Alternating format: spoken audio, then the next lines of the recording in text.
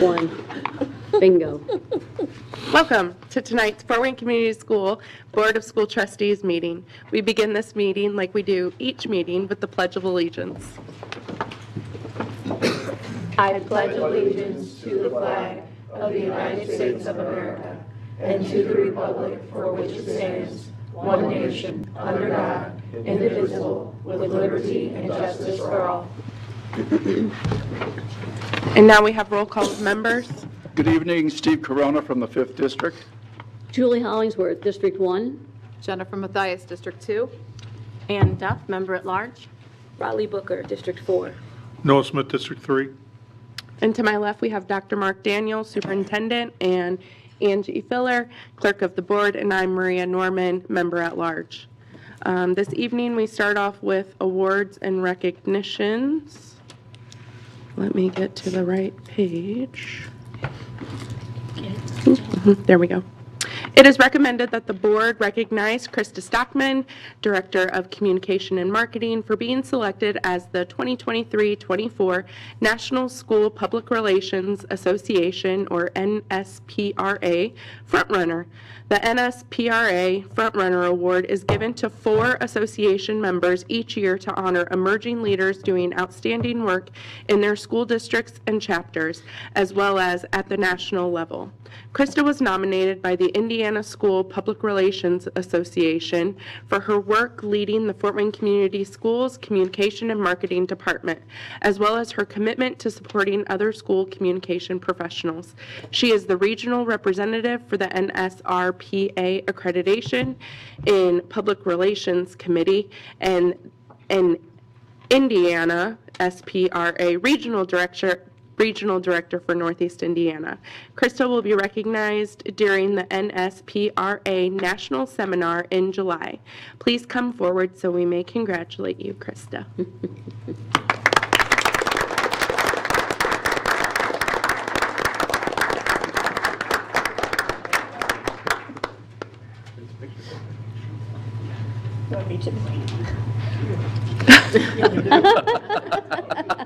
Well, Take your own picture. you have to do it all. You have to do it all. Just do a selfie. You got a selfie stick? Scott, are you hiking? I don't know. Krista, where's your seminar in July?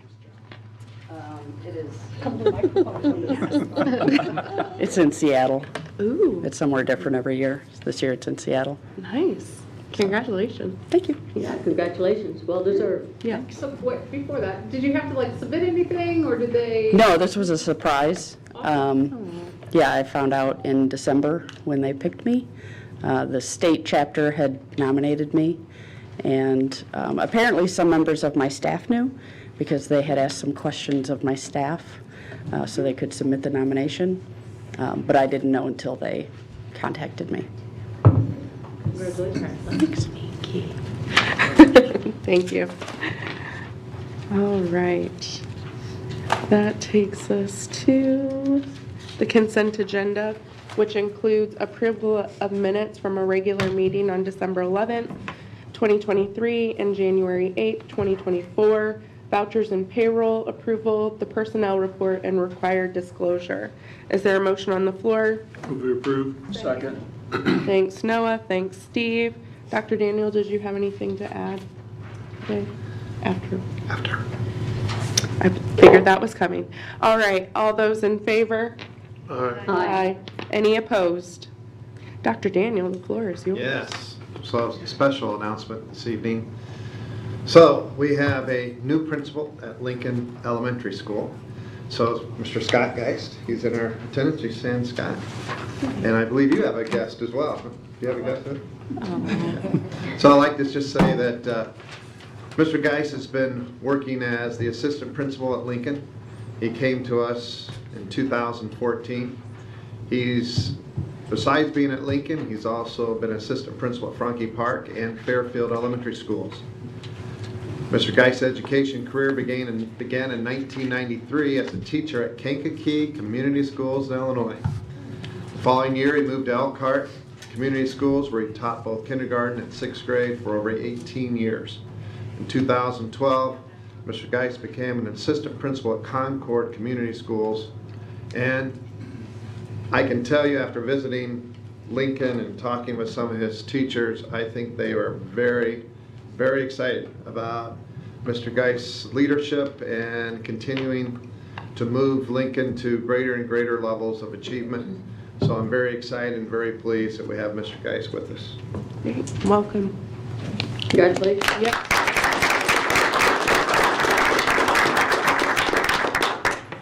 All I have to say is kindergarten and 6th grade, you must have the patience of, Job. So, yeah. All right, we have no old business, so we move to our new business. Board members, are you up and running? Steve, can you do business item A, please? It is recommended the board approve the renewal purchase of a Reed 180 for 2 additional years from Houghton Mifflin Harcourt for $588,956. In accordance with our district's focus on literacy, our middle schools will offer supplemental Tier 2 English language arts instruction for 6th, 7th, and 8th grade students in need of literacy support. And this money is coming from the Education Fund, and we have a couple of folks here who can answer any questions we might have about this contract. Thanks, Steve. Is there a motion on the I floor? move for approval. Second. Thanks, Julie. Thanks, Ann. Any questions for Courtney or Vanessa? So we've already been using this, so how long have we been using it for? This is our second year of implementation this year. Okay, So this will be for years 3 and 4. okay. Approximately how many students are involved in the extra supplement? This year we have right around 3,000 students, just over 3,000. Last year we had about 2,400 involved. I'm going to have to add you to my email distribution list. I usually send this stuff to Joe every time I see an article about reading somewhere. And so I'm going to put you on that list because I know that I think we're on the right track. But there are lots of examples in other school districts where they're still struggling, and I think there's some lessons to be learned about what they're not doing and where we're headed. So hopefully Read 180 is a part of that. What have you found to be the benefits so far? So far we For both have the teachers and the kids, sorry. So far, we have seen quite an increase in Lexile or reading level for students. We don't have everyone on grade level yet, but we're making progress towards that. Each time we test, we see more and more gains. So that's really positive, I would say, for the That's a students. direct impact of this program, you feel like? Yes. So what happens to an 8th grade student who's still may not be at grade level when they move on to high school? If this is Read 180 is directly for middle school students, is what I'm reading. Is that correct? This program is directly for middle school students, correct? So once they've left 8th grade and they still may not be where they need to be, what's next? Right now, it is dependent on the school, what classes are offered as far as intervention classes and things like that. But we have talked to Dr. Daniel, been in other talks about getting something more systematic in place at the high school level as well. How does this work for the students? How does it fit into their schedule? This class takes the place of one elective, period. Okay, so what does that mean? Does that mean they take it every day for a semester, or they take, what's that So mean? they do take it every day for the year unless they graduate out. So if they reach reading level at the quarter or semester, they can graduate out of the program Okay. and then take an elective. So with that, then they're being tested to see where they are every quarter. Correct. And so every 6th grader is in Read 180, correct, until after maybe that first quarter and they test? So currently, that is the plan for this school year. Moving forward, it will only involve the students who are below grade level. Okay. So starting next year, 6th graders will take FastBridge data, then we'll screen them at the beginning of the year to determine their placement.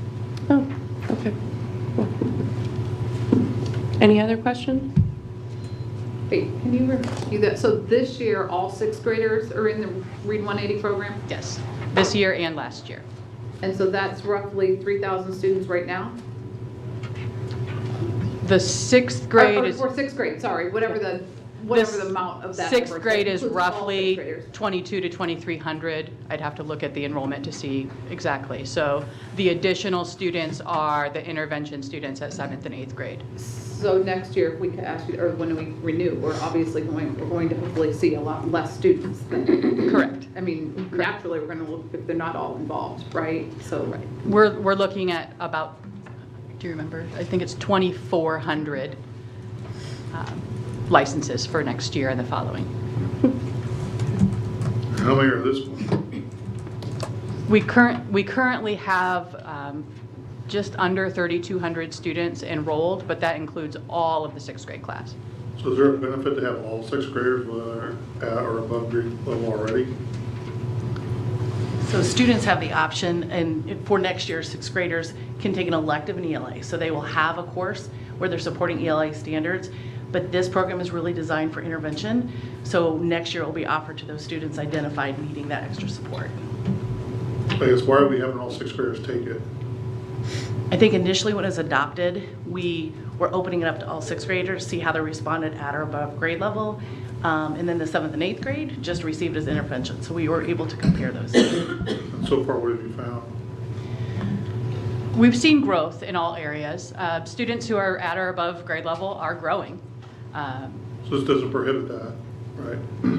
Right, it's not keeping them from growing. They are making substantial growth in their grade level. But we would like to then focus down on just the intervention. Right now we have multiple levels of the program going on in sixth grade, so being able to focus on the intervention students with an intervention program while allowing for those sixth grade who are at or above grade level to participate in a different elective is what we're looking at moving forward. And this is just for middle school, and we have a different program for elementary school, is that right? Correct. This is focusing on middle school students. Okay. So when you talk about the numbers that we're seeing for growth, you're including those students who are already at or above grade level included in that growth? The students, or the data that you received with the growth, yes, includes any sixth grader participating plus the 7th and 8th graders who are intervention students. So will we be able to see data without those included?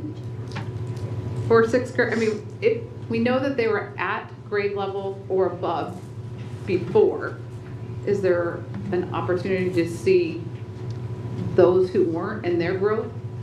We could work on it. Right now, all the sixth graders are combined in the courses. So it would take removing those students from the count and then considering their growth. But we can see that for the 7th and 8th graders though, right? Yes. Yes. So basically this year, our sixth graders lost, the last 2 years lost an elective, is that correct? I don't know, this is my second year, so I don't know what the schedule was prior to my coming here. I don't know if they already had a double block of language arts, so they didn't technically lose one. That's what I'm thinking I've heard at most buildings, is that this lab language arts combination replaced that double block of language arts.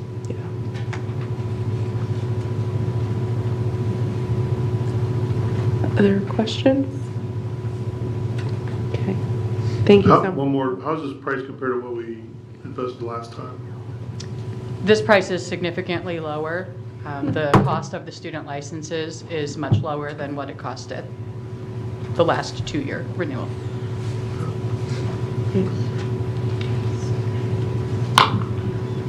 Okay, thanks, ladies.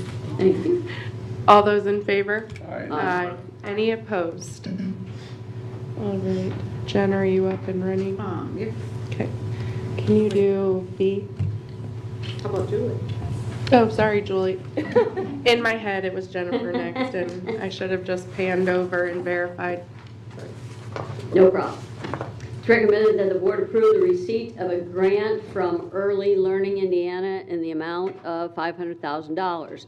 This grant represents funding for capital development of an early learning center to support student parents in successful graduation by providing comprehensive subsidized care for their children, youth age 0 to 5 with high-quality educational developmental programming, Fort Wayne Community School Career Academy students in strengthening and increasing the number of graduates certified to meet the demand for instructors in high-quality state-licensed child care facilities. And Mitch Shepard, Director of Philanthropy, is available to answer any questions. Thanks, Julie. Is there a motion on the floor? So moved. Second. Thanks, Ann. Thanks, Jennifer. Any questions for Mitch? Do we know what this money's, is this gift from the state, kind of, or what is it? No, actually, this is from Early Learning Indiana, and it was regifted. It's a Lilly grant from them coming to us. This is part of a much larger project that the foundation has been working on for about a year. And you'll be hearing a lot more about it soon, as we'll have some donations of land and significant additional fundraising to back it up. The total project represents about $14.7 million. Right now we have contracts and soft commitments right around $4 million, and we'll be announcing a formal campaign soon. We're bringing this one forward because the donor has asked us to get the grant on the books. So they would like for the school board to officially accept this money, although we're not necessarily needing to encumber it right away, but they want it officially transferred to the school board so that we can count it publicly. Is there limitations to what we can actually use this funding for? Can it be?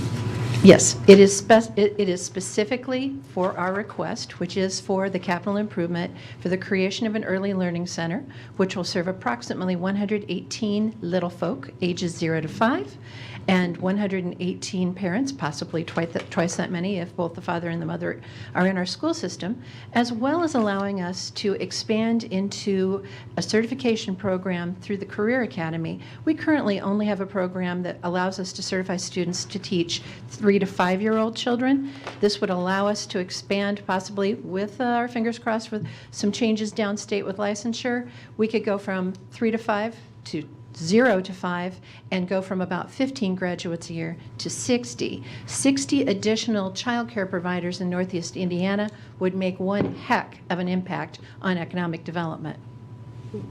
I was just going to reference and ask that question about the state licensing. They're in the process of discussing that correctly? Yes, there is a bill, and it's a huge child care bill, and there's a lot of detail. The part most specific to this corporation is that, and we have been advocating for it for about 1.5 years now.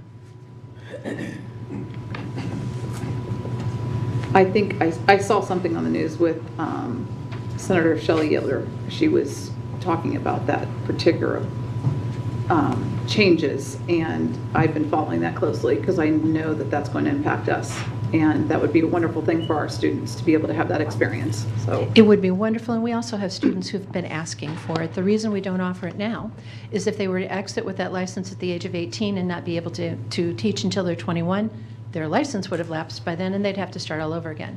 Mm-hmm. Thank you, Mitch. Yeah, thanks for your work on this, Mitch.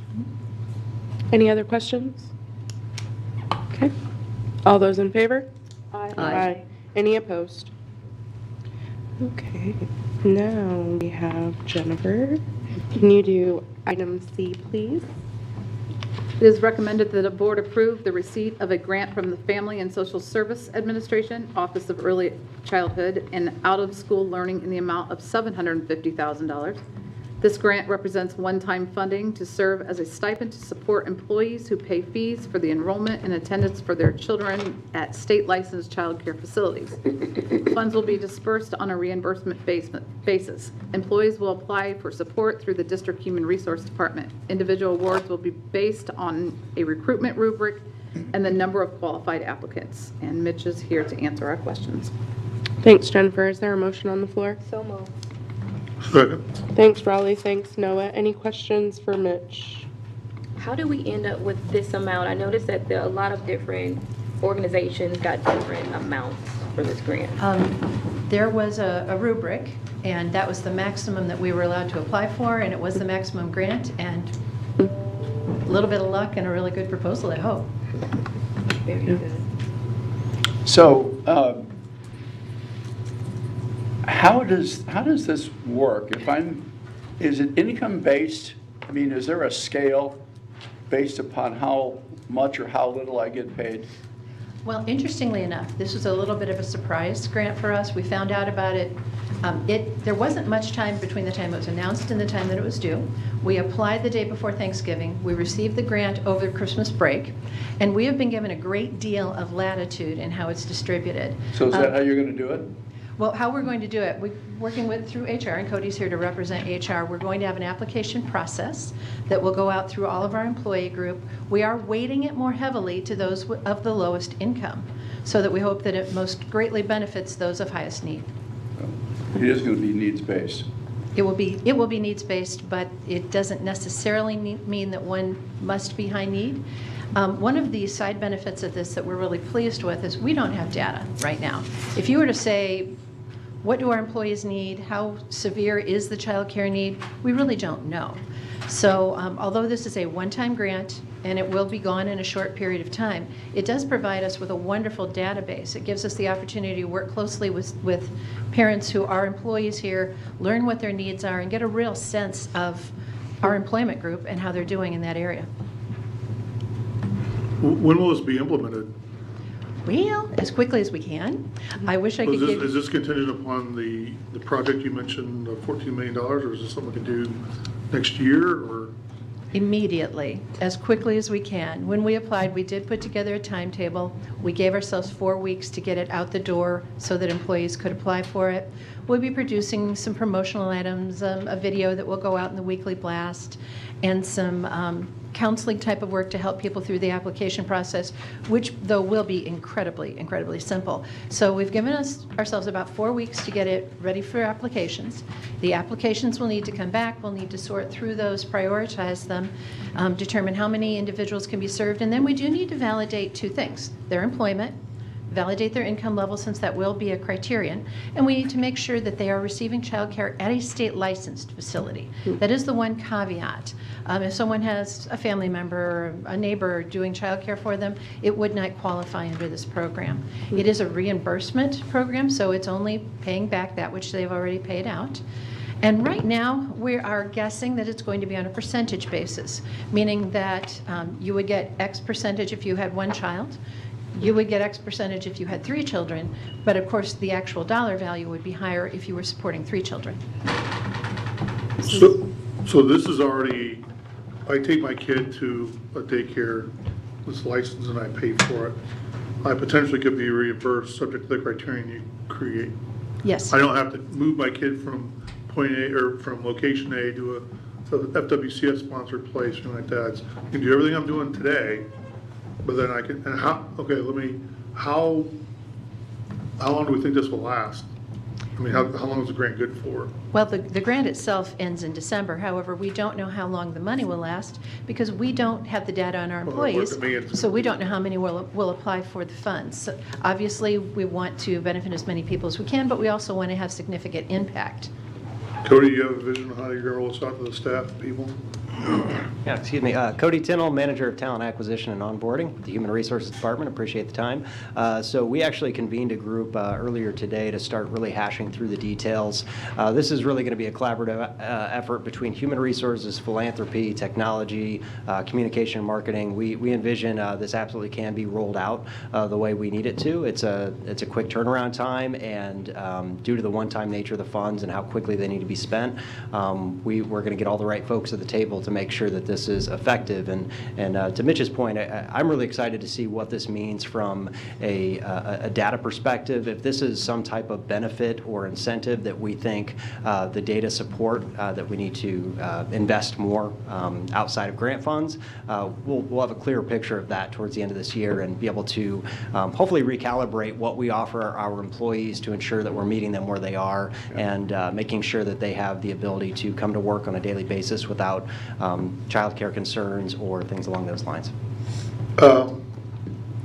If one daycare's license charges $100 a week, another $125, $185, are we going to kind of say, hey, here's a level we'll pay for, or is going to vary based on where I send my kid, or? We actually have data from the state on the averages in our area and what the state would normally approve. And although this is all subject to what do we get in applications, my assumption would be that we will use some of that data to set a baseline. Will this be Now, open you to park? pardon me? Go ahead, I'm sorry.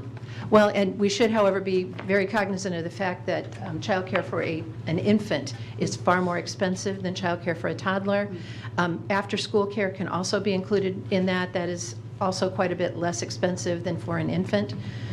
We do have data from the state, and we have data locally to help us set those criteria. But more than anything, we hope this causes people to start to really open up, to share what's going on with them with childcare. The state of Indiana is really kind of new to the game, right? We're seeing almost every bill has a little something stuck in there about childcare now. It is an economic development issue. This is not just about the quality of brain care. That's very important. If you're a little fellow and you don't have good brain development, you aren't going to be a good kindergartner. But it is also, mom and dad can't go to work if they don't know that their children are competently cared for. And we're having as much trouble, if not more than anyone else, making sure we have enough folks in the workforce. So we're really pushing into the economic development side of this. I think some of us would characterize it as slow to the game, not new to the game. Is this, do you envision this being open to part-time folks, say, assistants, custodial, you name it? Yes, we do, and assistants are some of the most difficult positions to fill. This is also an area where it could be of highest impact because those salaries are quite modest. I think you've got something here. And I think you could find people across the political spectrum that would be willing to continue this for us.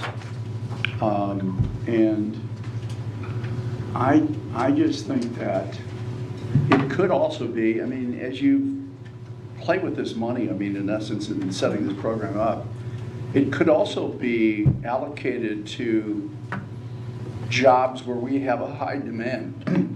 Excuse me, where HR is having a problem filling positions, and we could say, well, in addition to pay and all this, there's an additional benefit to sign up now. So this is exciting. It is our fondest hope that this puts us at a baseline. If someone were to say, let's start a child care program now and let's go find some grants to support that, I couldn't answer any of the questions on that application. I couldn't answer the part where it says, how do you justify the need? How do you know what your needs are? This grant will get us to that point. Yep.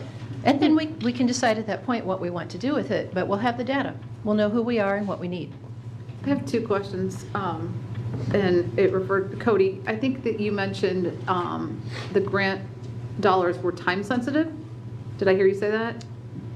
Yeah, that's correct. The grant dollars do have to be used by the end of this calendar year. So we have some urgency in doing that, but if we find that the demand for these dollars is there, we could easily find ourselves in a situation where all of those dollars are accounted for well before the grant final deadline. Okay, so then that goes kind of to my second question. If someone applies, let's say we get this up and running in the next 4 weeks, and they apply now, and then they are only utilizing that until the end of the school year, will that pick back up in the fall if they were using childcare that way?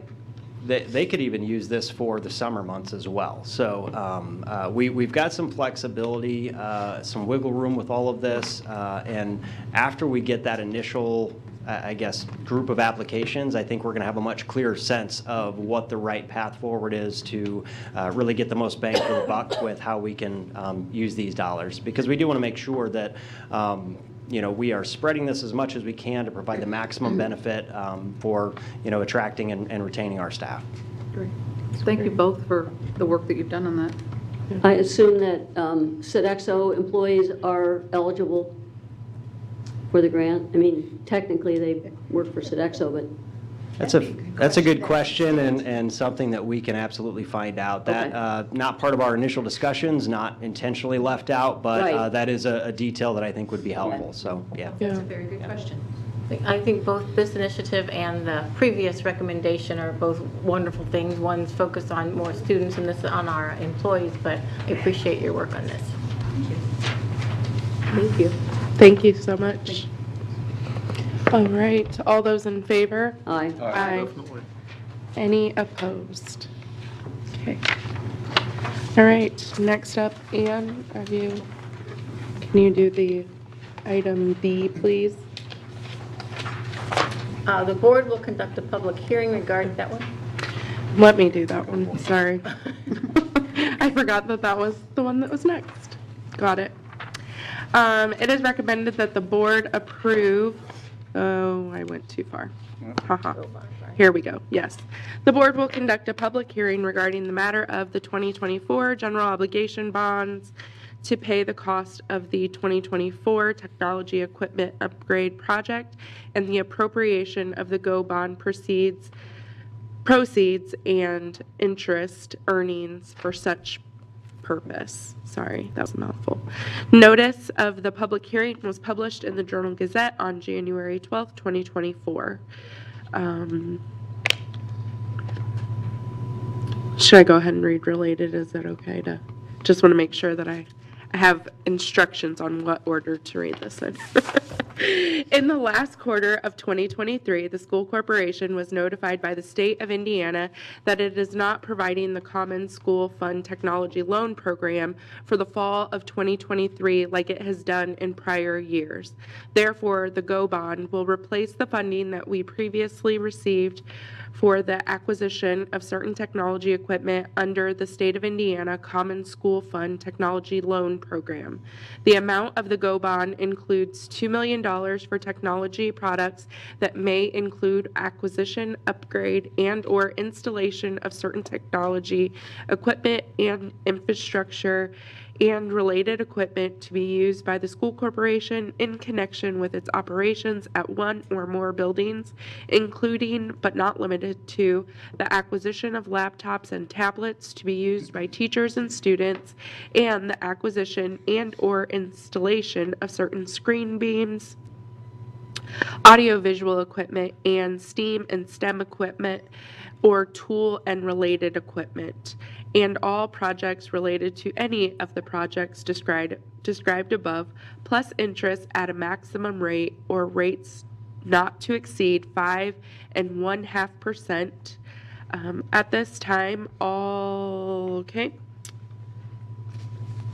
Now, okay, before the hearing, okay, yes, we are going to, if anyone here would like to comment, do I need a motion first before comments? I don't think so. No, okay. If anyone here would like to comment, please come to the microphone. We ask speakers to limit remarks to 1 3-minute session. The floor is now open.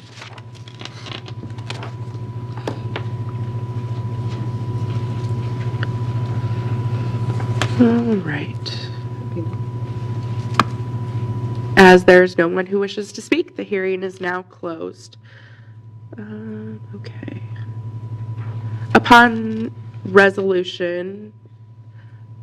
the conclusion of the public hearing, the board will vote on 2 resolutions. 1, the resolution authorizing the issuance of the bonds, and 2, the resolution of approving the additional appropriation of bond proceeds and interest earnings. Kevin Grubel, Technology Manager, will be available to answer any questions. Is there a motion on the floor? I move to approve both resolutions. Okay. Thank you, Julie. Second. Thank you, Jennifer, for the second. Okay. Any questions for Kevin? So in our judgment, how's this going to affect interest rates? Because it's my understanding that in the past, the common school and technology loans that we got from the state, that was, I mean, those were really low interest rates, weren't they? Like around 1%? 1%. Yeah. So that's gone, no more? And state's not doing that anymore? They tell us that in the spring, which is usually like April, that we should be able to get a CS, or I'm sorry, this spring we're not getting anything. In the fall, they say that we will be able to apply for another CSF loan. So, Do you have any reason given for not having it in effect for? I think they overallocated their funds. And They didn't give us any reason Everything- at all, just that Okay. funds were not available to loan. Okay. Our fear was with the textbook rental that they didn't have enough for textbook rental, so that was what we kind of mentioned to Melissa when we talked to the IDOE, but we didn't get a response, just that they didn't have the funds this time. So do we have any idea about what kind of interest rate we're going to get? for a go bond? 5.5%. It will be. At a max of 5.5%. Well, I know that, but, But not at this time. gotcha. So the program's not dead, it's just not available right now? Right. That's our information right now. We wouldn't have gotten that information had we not pressured them. We kept sending them emails because we needed to apply so that we could start buying the technology that Kevin needed, and we didn't get an answer. And finally, they just came and said, we're not offering it. Do we have the ability to skip a buying cycle, Kevin, then, on that end, if we had to? Or is this, I mean, pressing items you want to purchase? It really depends upon the cycle. For example, this cycle is important because we purchased the Wayne New Tech student devices, which those are the higher end laptops. So while we have a real standard fleet of computers that we could probably try to get by on, it would lengthen our replacement cycle. So we'll start seeing more failures.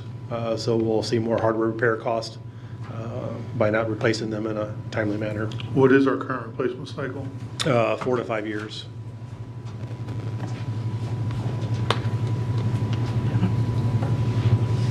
So realistically, does it look like if we apply for something that there's going to be any funds there? I would imagine the 2 million we would get if we applied. We haven't had any trouble in the past. If they open it, I would assume that we would be a That's assuming recipient. they're going to open it. Right. And say that they have. And they funds say to- they are opening it, so Okay. I'm going to take them at their word this time. So we have a spring and a fall cycle then, is that what I'm hearing? And this is fulfilling the spring cycle? And then this would be for kids then in the next school year, I presume? Or would it come in at this school year? Yeah, so a lot of the computer orders that we'll use this money for will be received in late spring, early summertime. We'll do the preparation and then they'll be deployed out for next school year.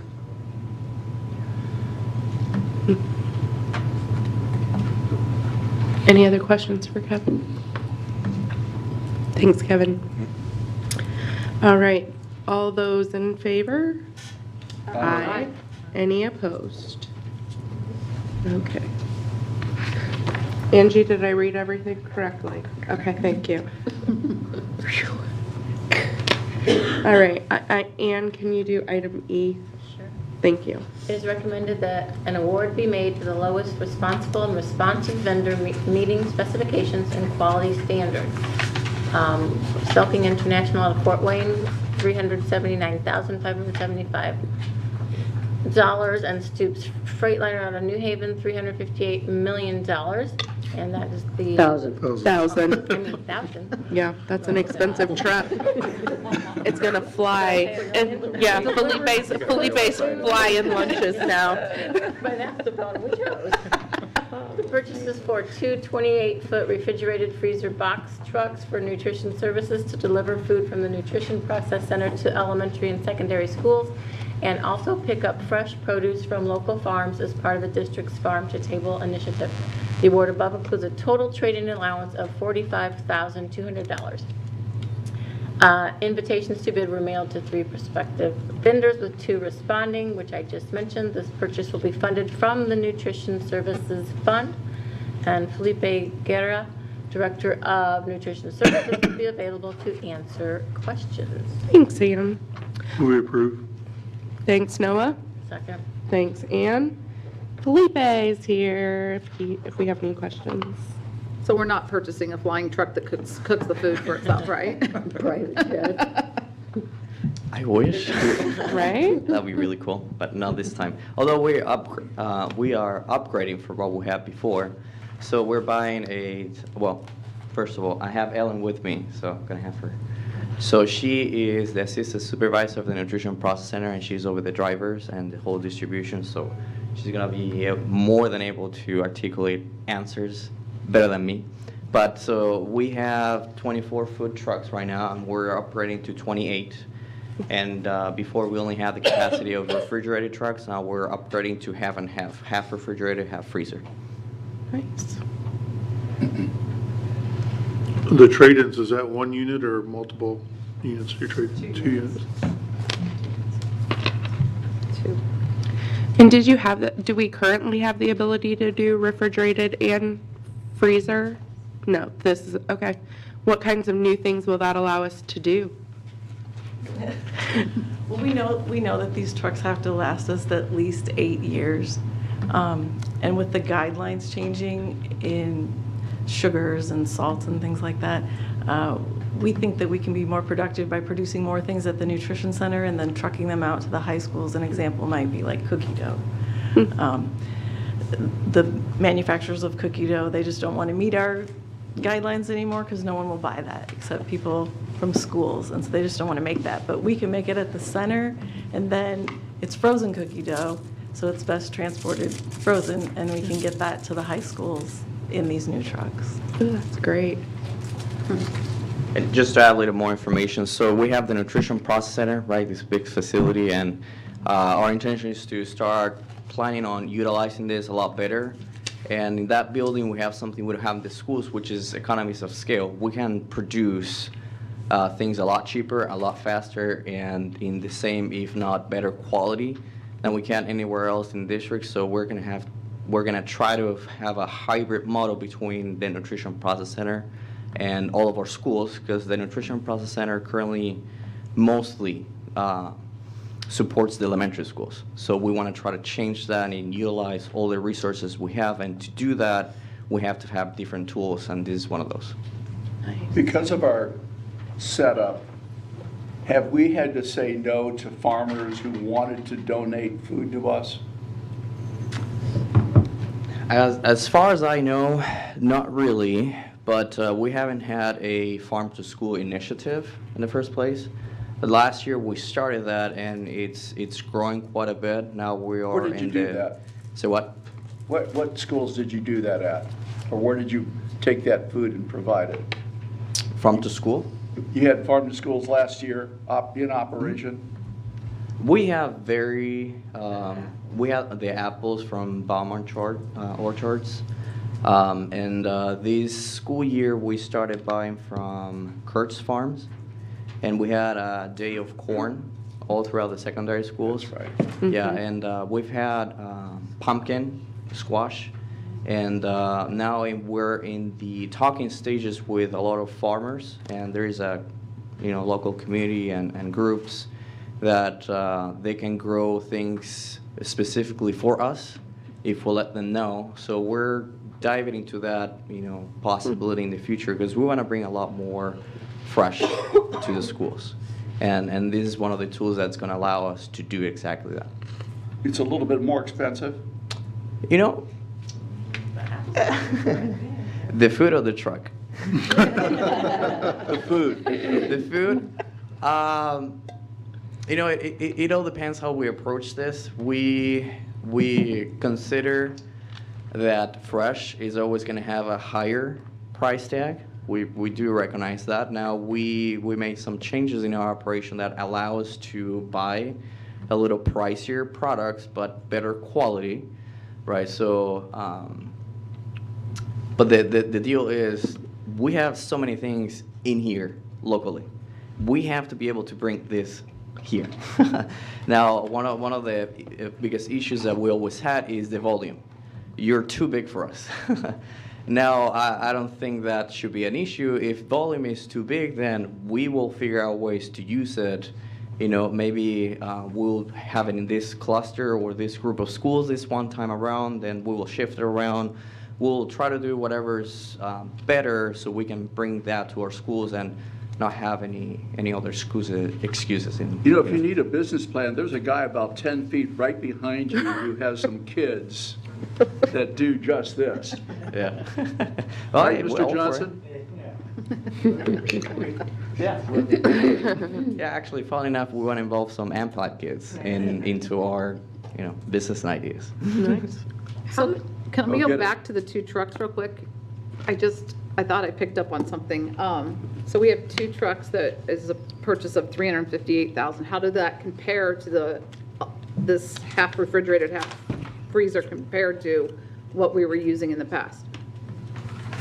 We actually have an Isuzu truck that we're waiting to arrive that we bid out a little over a year ago. It takes a while to get these built.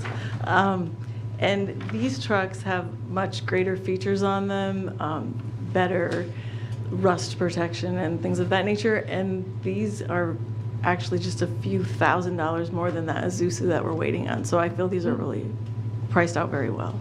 Nice, great, thank you. How many trucks did you say we had? Our total fleet, we have 5 refrigerated trucks at the Nutrition Center. Okay, and we're adding these two, the refrigerated and the freezer truck? Trading in 2 and receiving 2 new. Okay, so still 5 total? Mhm. And these are our first freezer trucks? I'm sorry, what? Are these our first freezer trucks? They are. And then, is this a refrigerated and frozen Right, truck and you have in the one? ability to have it be all freezer or all refrigerator, or half and half. Interesting. I know we have the Friends in the Media today. Our friend Ashley covered the farm to school thing a while back, but there's a lot of things we're proud of for Wayne Community Schools, and nutrition service is one of them. So keep up the good work, guys. Thank you for what you do. Thank you. Thank you. It's good to see you, Felipe. I'm sure you'd be happy to give any of them a 2 or 2, right, Felipe? Yeah. He's like, stop talking. Okay. All those in favor? Aye. Aye. Any opposed? Okay. All right. Raleigh, do you want to do the next one? No, okay, I can. No, I'm just playing. It is recommended that the board approve a contract amendment with FCI Construction as part of the construction manager as constructor CMC contract for the 2024-25 ADA lift modernization projects previously approved on July 24, 2023. We have an amended amount with FCI Construction for $4,935,987.33. An amended contract amount of $9,964,100. I'm sorry. Oh, $4 million, I'm sorry. $4,964,112.33. The 2024-25 ADA lift modernization projects includes the installation of new limited use, limited application elevators at 11 buildings to provide accessibility to all levels of the building and to meet Americans with Disabilities Act standards. Buildings include Adams, Harrison Hill, St. Joe Central, and Weiser Park Elementary Schools, Whitney Young Early Childhood Center, the Center for Academic Success at Nebraska, and Jefferson, Kikianga Lane, Northwood, and Portage Middle Schools. The contract procurement method for these projects is the CMC for publicly funded projects as allowable by IC 5-32. This amendment establishes the final overall guaranteed maximum price for the project. The project will be funded from the 2023 General Obligation Bond. And Darren is here to answer any questions. Thanks, Raleigh. Is there a motion on the floor? So moved. Second. Thanks, Ann. Thanks, Jennifer. Any questions for Darren? So this is our third amended amount? This is the first amendment. Our original was the pre-construction, and then this is the construction side of it. So first and last amendment. Okay.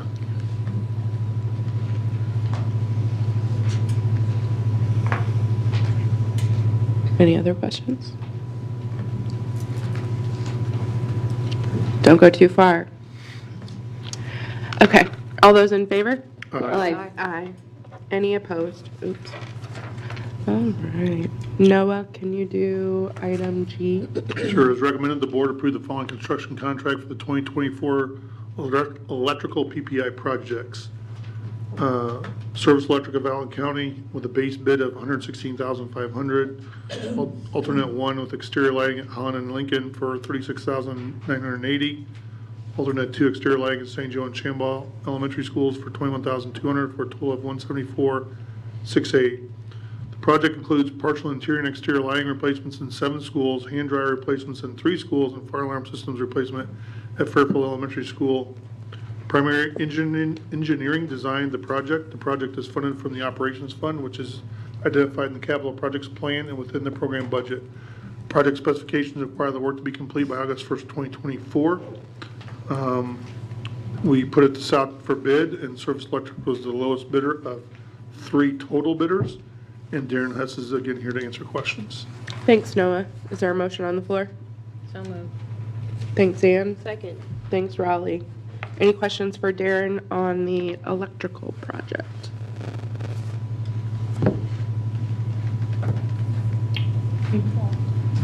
No? Wow, okay. All those in favor? Aye. Aye. Any opposed? All right. I will do fluorine replacement. It is recommended that the board approve the following construction contract for the 2024 fluorine replacement project. The bid goes to Jack Laurie Floors, LLC, base bid of $206,900. Alternate 1 at Portage Middle School, $13,900, for a total contract of $220,800. The project includes partial fluorine replacements at 8 buildings. Bonavita Architecture designed the project. The project is funded from the operations fund, which is identified in the capital projects plan and is within the program budget. Program specifications require the work be completed by August 1, 2024. And you see there were 2 bids, with Jack Laurie being the lowest bid, and Darren is still here to answer any questions. Is there a motion on the floor? So moved. Second. Thanks, Ann. Thanks, Noah. Any questions for Darren about fluorine? Yes.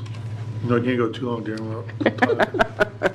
Why do we need architecture for flooring? Is it like the elevation of the floor, or like carpet, tile, that kind of stuff? No, we have a state law that says any project over 100,000 has to be designed by a registered architect or professional engineer. Okay. So I'd like to see that architectural report on the floor replacement New project. carpet? I think I might be able to do that. Be a good lobbyist. Yeah, exactly. Thanks. Nice. All right, any other questions for Darren on fluorine? Okay, all those in favor? Aye. Any opposed? Steve, we're back down to you. It's recommended the board approve the following construction contracts for the 2024 general building systems projects. You see the bid with all the alternates coming to $730,000. And then you have below 5 proposals, and the lowest proposal is from CME Corporation in the amount of $730,000. Project includes miscellaneous partial general building system replacements in 8 schools, such as casework and door replacements and minor renovation work. And the architectural firm on this is Kelty Tappy Design, and you see the 5 proposals. 4 of them very competitive. The one from Ton and Blank out in left field. They do a lot of non-public work. I'm surprised to see them approach it, but is this a good sign that we're getting interest from multiple firms? I'm sorry, I'm going to stop there because you need... Yes. Is there, I'll motion thank you. we approve. Thank you, Noah. Second. Thank you, Julie. Ask away, Steve. Let me ask my question again. Is this a good sign that we've got 5 companies bidding? This is an absolute great sign. We're extremely pleased to have the 5, Ton and Blank, to answer. They're just trying to get more work here locally. They do a lot of private work, so that's good that we have another contractor coming in that has an office in Fort Wayne. They've been around Fort Wayne, but they're looking at public work to help supplement their private work. I was going to save this question, but since Steve got started, I noticed we're getting the alternates submitted as well. And so in the recent past, it seems like we weren't getting those because no bids or too high. So that kind of coupling with Steve's question, there's interest in doing the work. Correct, like we're- and so far in all the projects, we've been able to accept all the alternates that were within our budget and allow us just to do more. Great, it's good news. And then pricing is stabilized, then I hope that, It's stabilized, it's still higher, but it's still stabilized. Our estimates are reflecting the higher. changing conditions. Well, that's good. Any other questions? Okay, thanks, Darren. Well, real quick, the Arlington, was that part of the referendum dollars then, or no? No, so at Arlington, this is just some exterior door replacements, the hollow metal that wasn't part of the ESSER project where we were doing That's right, I'm interior sorry. work. Thank you for that reminder. All those in favor? Aye. Any opposed? All right. Julie? Roof projects. It's recommended that the board approve the following construction contracts for roofing at various locations. For Dom Brothers, Inc., their contract is for $342,600. And then Fort Wayne Roofing, a base bid and 4 alternates, and that total contract is $713,000. All replacements are part of our roof replacement plan, which provides for replacement over a 25-year period. Martin Riley Architects and Engineers designed the projects. This is funded from a combination of the Operations Fund and the 2020 referendum fund. And there were 3 bidders, Dom Brothers being the lowest for one. I don't know about the other, but anyways, Darren's still here to answer any questions. Thanks, Julie. Is there a motion on the floor? I move for approval. Second. Thanks, Julie. Thanks, Steve and Ann. Any questions for Darren about roofing? Nope. No? We've asked all, okay, good, great. You lucked out there, Darren. Well, I am curious, how many sections are on north side? If this is area 43, are there 43 sections then, or is there I believe there's about 80 sections. 80? Is that our most? Well, Elmhurst used to be, south side's pretty close, because there's multiple layers or levels at south side. So, yeah, the high schools for sure are in the 70 to 80s. And the unique natures of north side and south side probably create the most.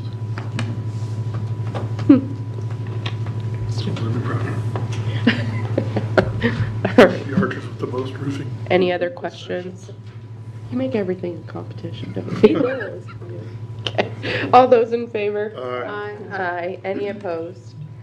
All right. Site improvements at Kikianga, Jen? It is recommended the board approve the following construction contract for the site improvements at Kikianga Middle School, API Construction Corp., for a total contract of $706,000 or $706,900. This project includes site improvements to separate staff parking and the parent drop-off and pickup lane. Jones, Petrie, Rafinski designed the project. The project is funded from the Operations Fund, which is identical in the Capital Projects Plan and is within the program budget. Project specifications require the work to be complete by August 1st, 2024. And Darren is still here. We had 3 competitive bids, it looked like, from API, Brooks, and Wayne Asphalt, and API was awarded. Nice. Thanks, Jen. Motion on the floor? So moved. Second. Thanks, Raleigh. Thanks, Jen. Any questions for Darren about the Kikianga pickup lane? Have we used API in the past?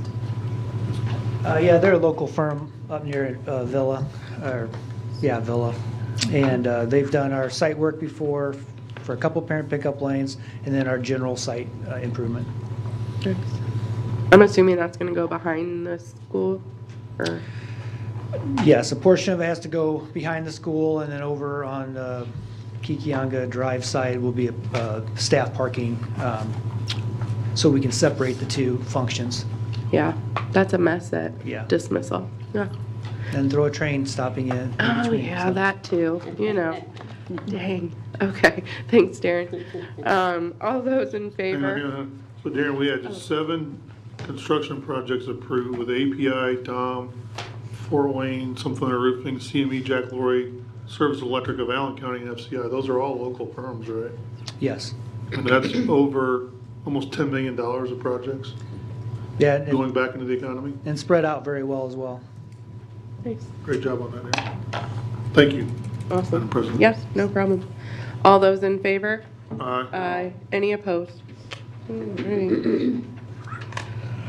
Oh, and application for, yes, please. It is recommended that the board approve the application for a waiver of 4 instructional days during the 2024-25 school year. Indiana code requires school corporations to conduct 180 instructional days. House Enrolled Act 1003 enabled districts to apply for waiver of various statutes, including the minimum number of instructional days. The length of instructional days at Fortin Community Schools is well above the legally required minimum amount of instructional time. This waiver asks the state to consider the amount of instructional time received by FWCS students in terms of minutes as opposed to days to enable time for teachers to engage in professional learning and collaboration. FWCS will work with stakeholders to choose appropriate dates. And Ramona Coleman, Assistant Superintendent of Human Capital Management, will answer questions about the professional learning. Great. Thanks, Ann. Is there a motion on the floor? So moved. Second. Thanks, Raleigh. Thanks, Noah. Any questions for Ramona? How have these been received this year so far? We've had 2 instructional waiver days so far, and so we started out with central office and building level using instructional days. Really good feedback from principals and teachers. They wanted more of that flexibility to have PL at the building level and have support from central office. And so starting with the second waiver day, we basically have specific groups that we facilitate professional learning from central office, and that would be with classified staff, especially with our secretaries, assistants, our deputies doing quality service with our classified staff, transportation. We have quite a bit of well-being that's being facilitated at the transportation site. And then at the building level, principals and teachers are really focusing on their school improvement plan around literacy, numeracy, and well-being. And then they receive support from central office if needed. And for a preview, what's next for the next 2 coming up?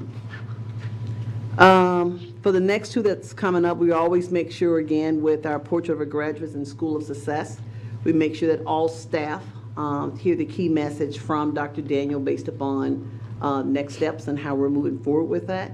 And then basically, especially at the secondary level, is that how does that look when it comes to scheduling, and how does that come to the classes they will have for their teachers and students with the Schools of Success, and then coming back to literacy. So again, tonight we heard about Read 180, and so definitely there'll be PL with teachers around Read 180 during our waiver day. So some things from beginning for each waiver day, it's not a one and done, a check off, but making sure that we're continuously circling back to make sure that we're giving teachers the professional learning that they need. Thank you. You're welcome.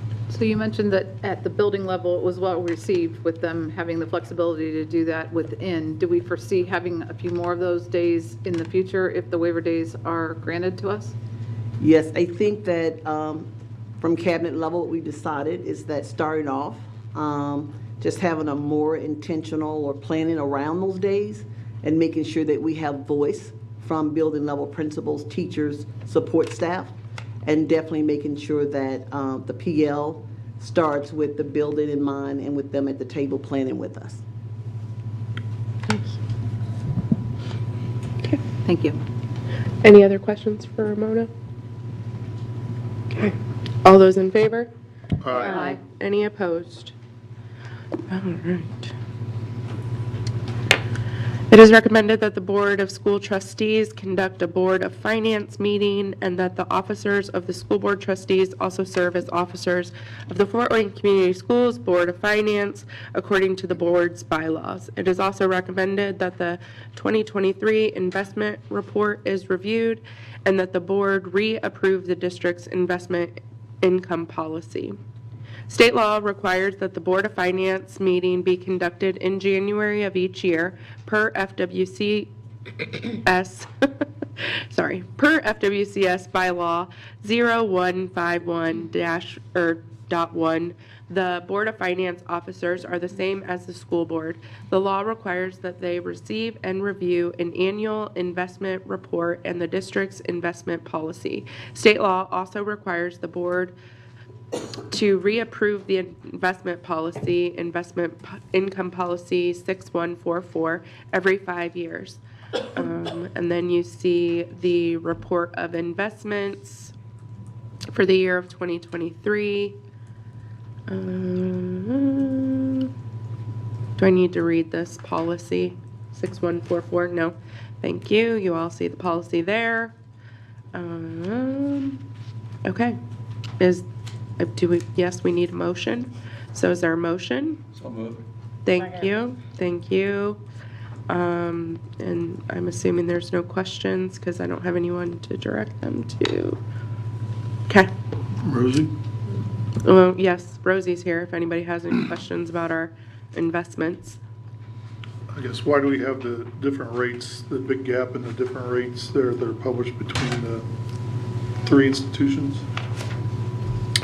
It's the time when we invested it. So are those CDs or? And Stefan was explaining this all to me since Okay. I am new. And when we invest, there are different points that we receive for different dollar amounts. And right now, we are investing everything in money markets because of the rates that we're getting. If we'd go with any other long-term, we would lose about 0.5, he said. We'll get back on that. Thank you, Rosie. This looks like a pretty healthy number, $10 million for 2023. I can't remember it. Compared to the last. Look at the average rate, that's the whole 4 or 5 difference. years. Rates are way higher. I'm loving it. So are we. We just hope that they stay. Yeah. Nice. Okay. All right. Any other questions for Rosie? Okay. All those in favor? Aye. Awesome. Transfer appropriations. It is recommended that the board authorize any transfers necessary at the end of 2023. Did we vote on the last thing? Yeah, okay, sorry. I completely, in my head, I was like, did I say? Okay. Yes, sorry. They're always keeping me in line. I should have known. There are certain appropriations within funds that have negative program balances, while others have positive balances at the end of 2023. Negative appropriation program balances cannot exist at the end of a budget year. So transfers between appropriations are necessary. And Rosie is here to answer any questions. Is there a motion on the floor? So moved. Second. Thanks, Raleigh. Thanks, Ann. Any questions for Rosie?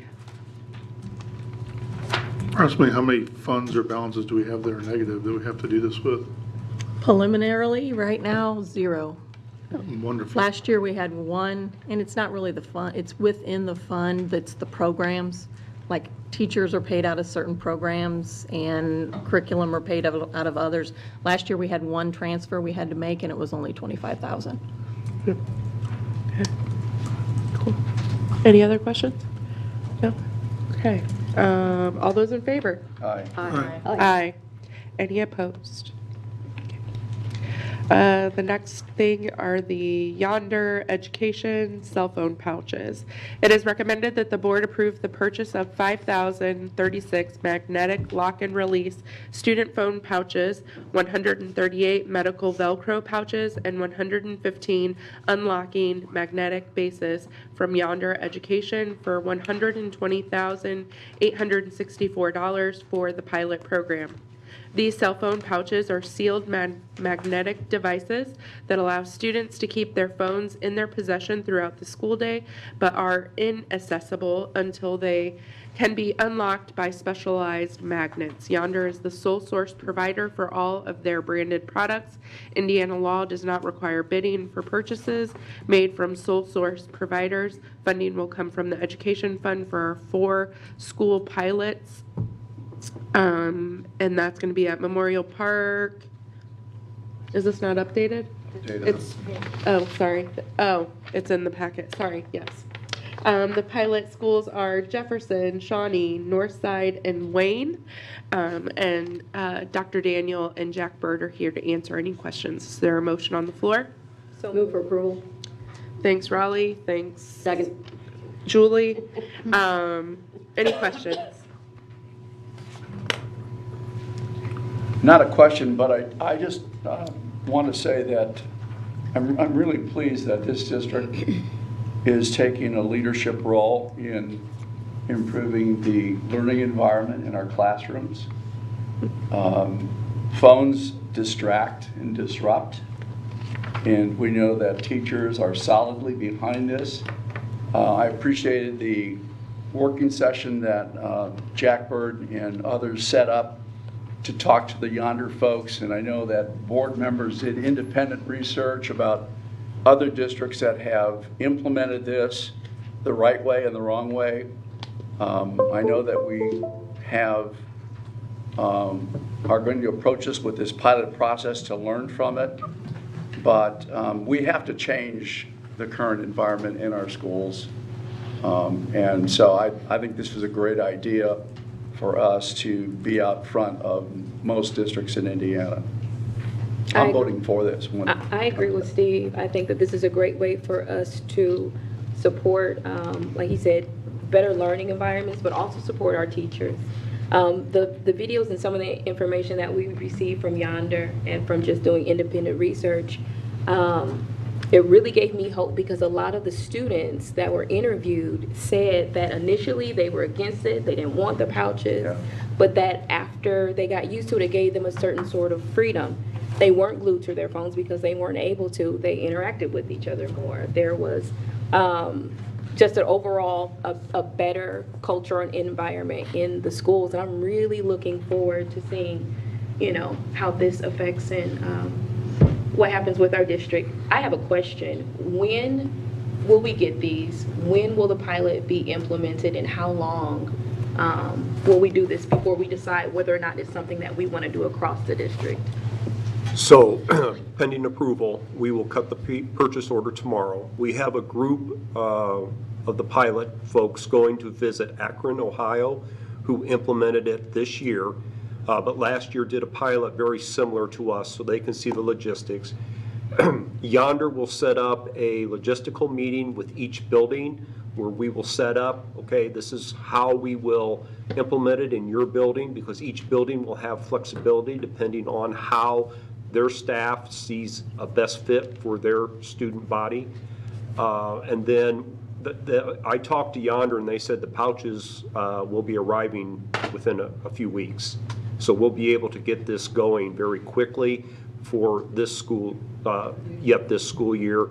We will test it out this school year. We will look at the data, for example, behavior, and also qualitative data, and then make a decision at the end of this school year whether we want to move forward with a full district implementation in secondary schools next year.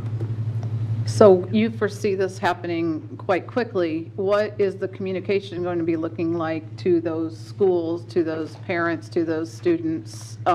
If this moves forward and you're sending people away and it's quick, what does that look like? And so Yonder has a communication format that they have already set up and have used in other districts. We'll be working with Krista and the school administration to get that out to parents and to students and start bringing them on board.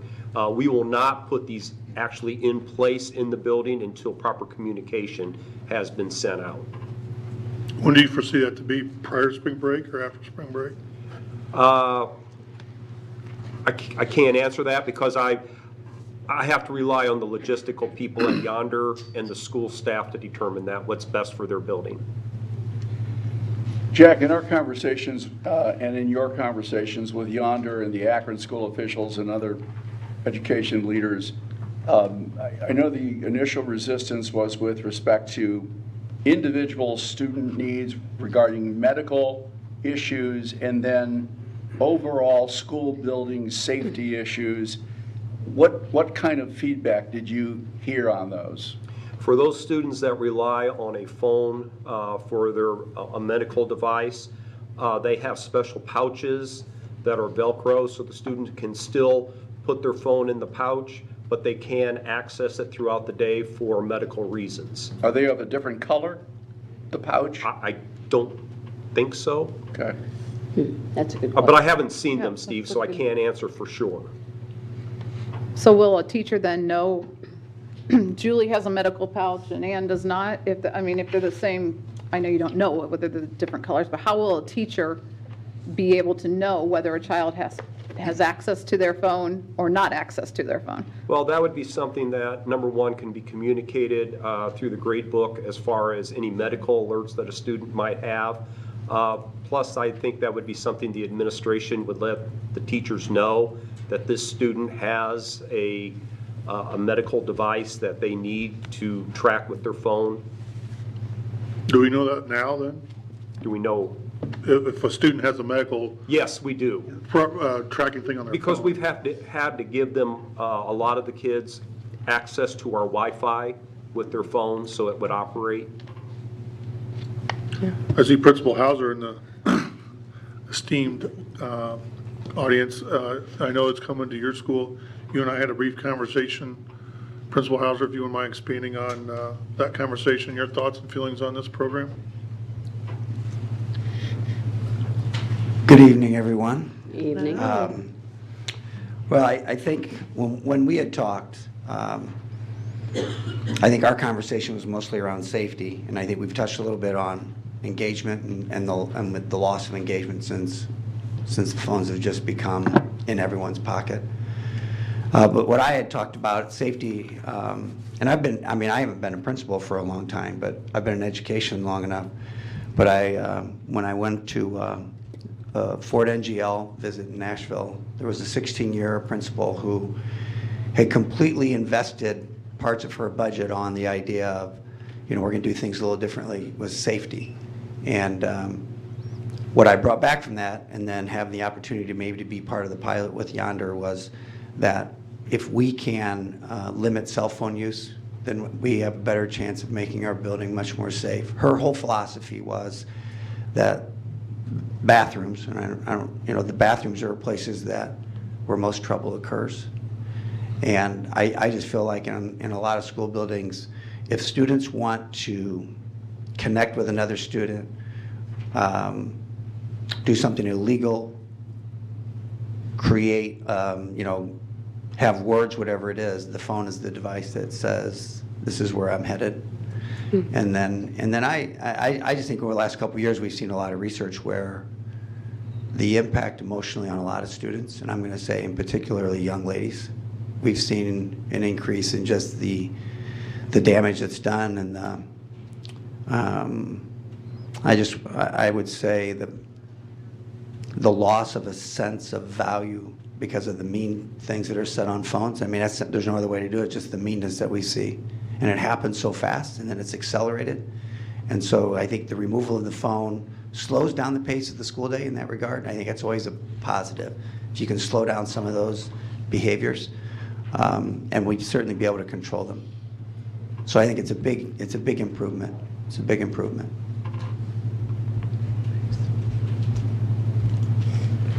Thank you, Principal Hauser. I'm going to support this. Conflicted a bit, but I'm happy that we're going to pilot this first. I'll be anxious to see as we end the summer or begin the next school year how effective this truly is.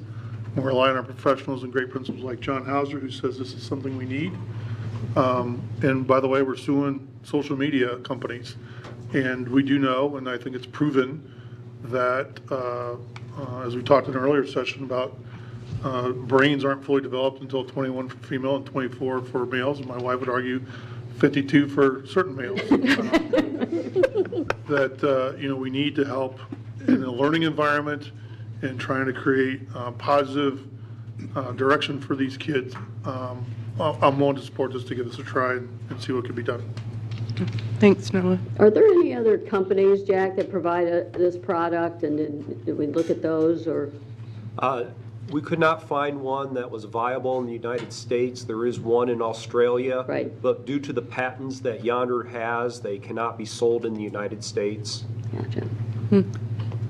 So while I have conflicting thoughts on these two, and I have done a lot of research on them, not to discard and discount anything that Mr. Hauser had just said. I do believe that phones are a problem. I believe that phones are a problem with our kids all the time. I believe that phones are a problem with our adults a lot of the time. I would like to see our staff follow some of the similar rules we're going to put in place in some of these pilots and see how we do. But I do have a problem with ongoing costs. These aren't inexpensive. I understand that they're a tool to be used, and they could be a good tool.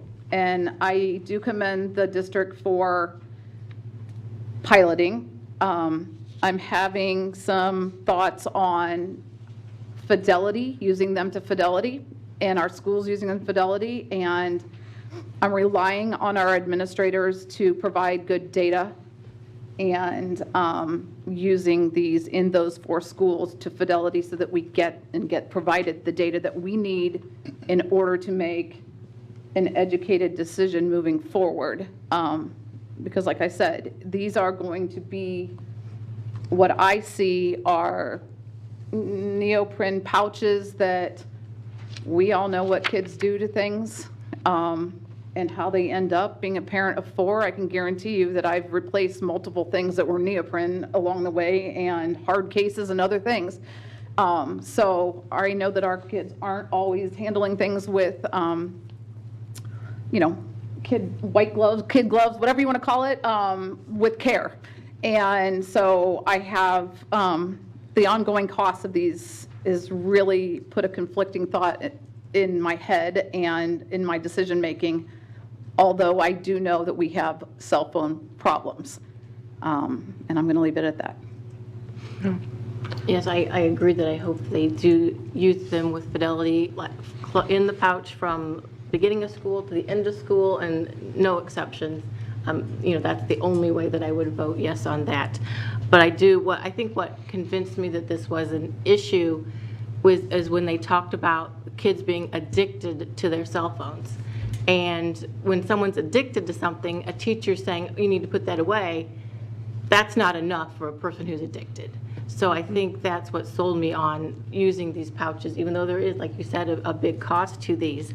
But I look forward to seeing the kids socializing at lunch and seeing what happens and using their brain power more in discussion with each other rather than just constantly on their phones, constantly Googling something.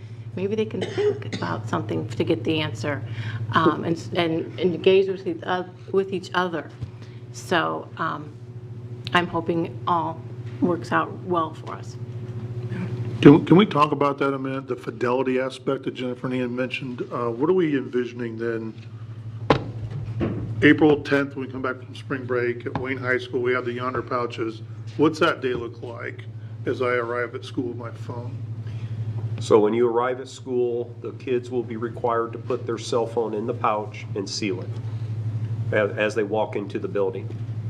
Will they have the pouch with them as they come into school, or will that be given to them as they enter? That depends on how the school wants to implement it. We've had some middle schools that want to do that in homeroom, but the high schools have elected to give the pouches to the students. And here again, we'll be talking to Yonder more about that to see if that's the direction we want to go. But each student would have their own pouch and be responsible for putting the cell phone in the pouch with the view of the administrator as they enter the building. So will the cell phones then be required to be off? Well, it probably would be a good idea to turn them off, because otherwise they would ring and the battery would go down, so we would direct them to turn it off. And what happens when they don't turn it off? Then it would go off. And then what happens? You can't open the pouch. Then what happens? Well, then that becomes, here again, a classroom management issue where, you need to turn your phone off. So then, since the phone is locked, will the child then be sent to the office, sent to the... And here again, that's something we will work out with the building administration, whether they want the teacher to send the child to the office so they can unlock the pouch and shut the phone off at that particular time. But again, those are the logistics that we will work through. So we are expecting our students then to walk in the doors and have their phones off? That is our expectation. So I guess this is part of a similar thing to Read 180, and how can you draw that conclusion? Read 180, yonder pouches, those seem completely different, but these are tools that we're asked to approve in support of our teachers, our administrators, and that kind of stuff. And so with the comments that Ann and Jen made about fidelity, it's my/our belief and expectation, I believe, speaking on behalf of the rest of the board, that this is implemented to fidelity. We don't want to see, pouches coming out at third period to play around with. We don't want to see pouches coming out lunch to be played around with. If we're going to do this step, I believe, speaking on behalf of the board, it's our expectation that it's fully implemented at each of these schools, and that's why we're very anxious, or at least I'm personally anxious, and I believe the rest are too, to see how this works or doesn't work. And everything we hear is it comes down to fidelity, so I would be remiss if I didn't make that statement then. We expect fidelity. As Jennifer said, this is not inexpensive. Read 180 is not inexpensive. None of these programs are inexpensive. This is what our management believes is best to do. Some of us will support that, some of us don't, that's fine. But the fidelity is the key, and we're going to be mindful of that, I think, in 4 to 6 months as we revisit this topic. Well, and that's why we're doing 4 pilots, because we're going to learn. Yep. Yeah. And that's why I'm glad we're doing 4 pilots. Yeah. And I will just add that I was skeptical of these pouches. I am the mother of a 7th grader. And so I asked Yonder, how long does the revolt last? Because I know students are going to be pretty upset about this. And they said that it's about a 2-week sort of adjustment period within most buildings. And then we also got the data point that, over 85% of our students don't have a referral. So in my head, I'm thinking, let's just, lowball that number. At least 50% of our students are just going to be on board with this. And Dr. Daniel has talked a lot about it's just the sheer numbers. So if we can take 50% of our students and eliminate the phone as even an option, and those students are on board, they're not happy about it, but, they adjust well. I think that as more and more students come on board, the environment changes, that those, students that maybe aren't as happy about it do see the benefit of being fully invested in their education. A student asked me about cell phones, and my answer even 2-3 years ago when I was interviewed was students need to be involved, invested, paying attention, or you're not learning anything. And yeah, so I have the same skepticisms as Jen. This is a lot of money, and this is expensive, and there will be reoccurring costs. This isn't a one-time thing. And so to Noah's point, we do expect that this be done with fidelity. And we are really, as a board, interested in the report back from these 4 pilot schools. If this isn't something that works, if this is something, we hear back from principals, we can't execute the logistics of this properly, or whatever. Teacher comments, student comments, we're going to be reviewing this pilot program at the end of this and really making adjustments as we need to. So I think a lot of the board members are on board because we want to support our principals, we want to support our classroom teachers, and students. I want to support your learning. I want you to be involved. I want you to be engaged in your learning. So I support you too in the classroom. So while I think the majority of us will vote yes, just know that a lot of us have a lot of underlying skepticism and hesitation, but also some hope that this actually works the way that we all hope that it does. So, To Maria, to your point on that report, I think it's very important to our pilot administration that we hear how long it took you to get that, even though they're going to supply us with the logistics from Yonder, and I feel confident that they are well-versed in helping. We all know that all of our schools are all different. We all have different administrators in different schools, different way of running our schools. They're each on their own. And I think that by having the 4 schools, we really want to know what your challenges were, because then we're going to pass that over. And I know, Mr. Hauser, you are very on board with this. But we may have some administration that may not be. I mean, I can't look into my crystal ball and figure that out, but we're going to rely on that data of like how long that takes to make those transitions and what were the challenges you most faced. I think that's going to be very important information for the board. The final thing I'll say about this topic is echo what you said, Maria, but the other point is we also recognize that phones in schools is a problem, period. Yeah. End of statement. Yeah. Right. And our teachers have said that they are a problem. And I think our teachers want this more than anything, and therefore we will give it to you, but you must use it with fidelity. Yeah. Yeah. I'll support this also, but I agree. I hope that what Raleigh says is true. I hope that we will get buy-in from not only students, but parents and families. I mean, the only reason we're doing this is because it's our responsibility to give you the best possible opportunity at getting a good education. You know, as a board member, I frequently get asked, well, what do you think about such and such school? Or I don't know, can you really get a good education at such and such? And my answer is always, you get out of it what you put into it. And the more that students are engaged, then the better education then they're going to get. And this, I believe, improves, has a good chance of improving student engagement. Oh, thanks, Julie. Okay. Any other comments? I know we all have debated this topic a lot, if you can't tell. So yes, lots of conversation about Yonder pouches. Okay. All right. All those in favor? Aye. Aye. Any opposed? Nay. Okay. I figured as much. It's okay. We are all, like we said, we all had some issues, so. Okay, so that brings us to the end of our very long new business, and that leads us to a presentation.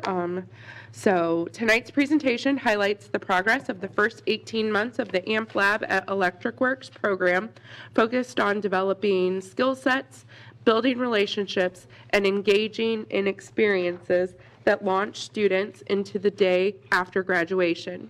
Report will also focus on what is next for AMP Lab at Electric Works. Questions will be answered by Senior Harrison Brooks and Director Riley Johnson. We'll welcome Riley and Harrison to the podium for your presentation. My favorite thing about AMP Lab is how you could look at business and like this whole entrepreneurship world very differently. It can open your like mind up, open up many opportunities because you get to like firsthand see how businesses work. AMP Lab's an entrepreneur school. We made a lot of connections with community partners. For my first challenge, I worked with Amani Family Services, and my group and I, we made a podcast trailer for them in which we got to present with them and they gave us feedback. My favorite thing here at AMP Lab has got to be the freedom to be who we want to be, to pursue what we want to pursue.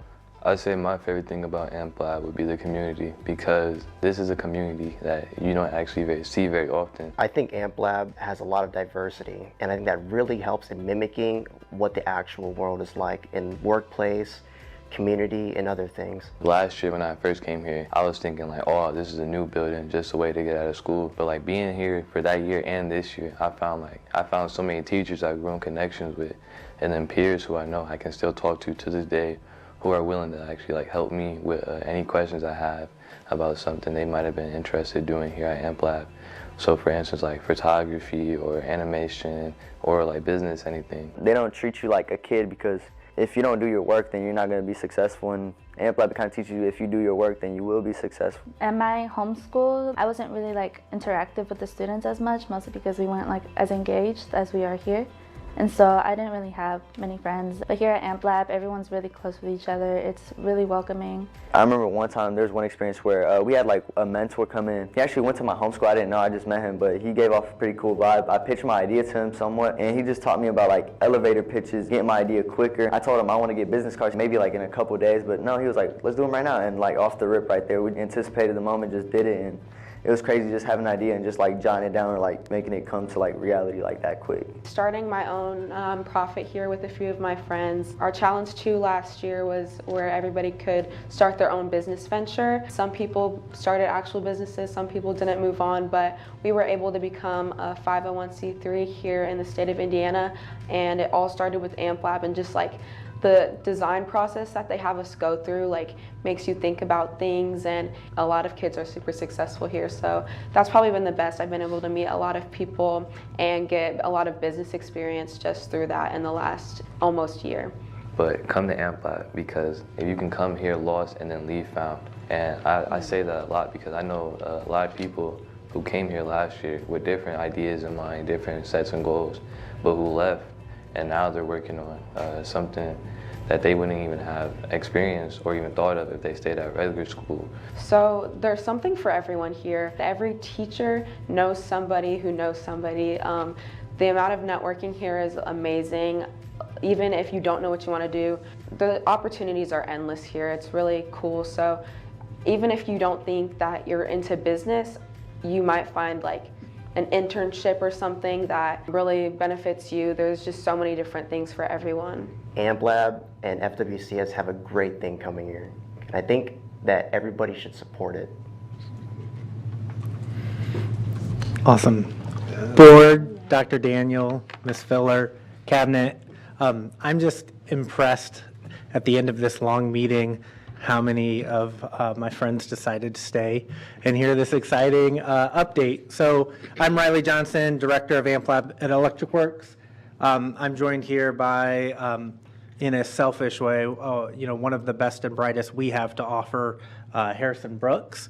So I think that video does an amazing job because, when I saw that on Friday for the first time, it is as raw and real as what you would expect. And what I mean by that is, I think in the last 18 months, which sometimes feels like 18 years, we've aspired to really create a place where these students can feel, act, and do in their true selves. And I think each of those students, right? Laura was the student that talked about really being insular, and that's as raw and honest as you'll get in that. And so tonight we're just excited to really bring to life what the last 18 months have brought. I feel like last time I was here, it was in the anticipation of what is this going to be, and then really lay the groundwork for kind of what comes next. And so I laugh because as a sending program, we check a lot of those boxes for graduation pathways. But what we've come to find is it's kind of the opposite of a pathway. And we hear that word entrepreneurship thrown out a lot, and it takes us right to business creation. And what we found is by using that pathway, it's really allowed us to focus on the spirit and mind that requires you to be an active contributor in today's economic world. And so as students look at that, what we've found is instead of trying to say, no, like we know how to do that, it's how do we create the conditions so students are asking those right questions and they're the ones pursuing what the answers are. I think in the first year and a half, we found a lot of times that ends in failure. And you pursue a solution and you realize either really soon or sometimes too late that path wasn't the right choice. And so really how do you learn then the skills to have the intuition to pivot or alter that path? Or with success, how do you drill down? And so we found by starting with questions and ending with questions has been a really positive formula. And as we talked through, I think has gotten us to the point where we're at.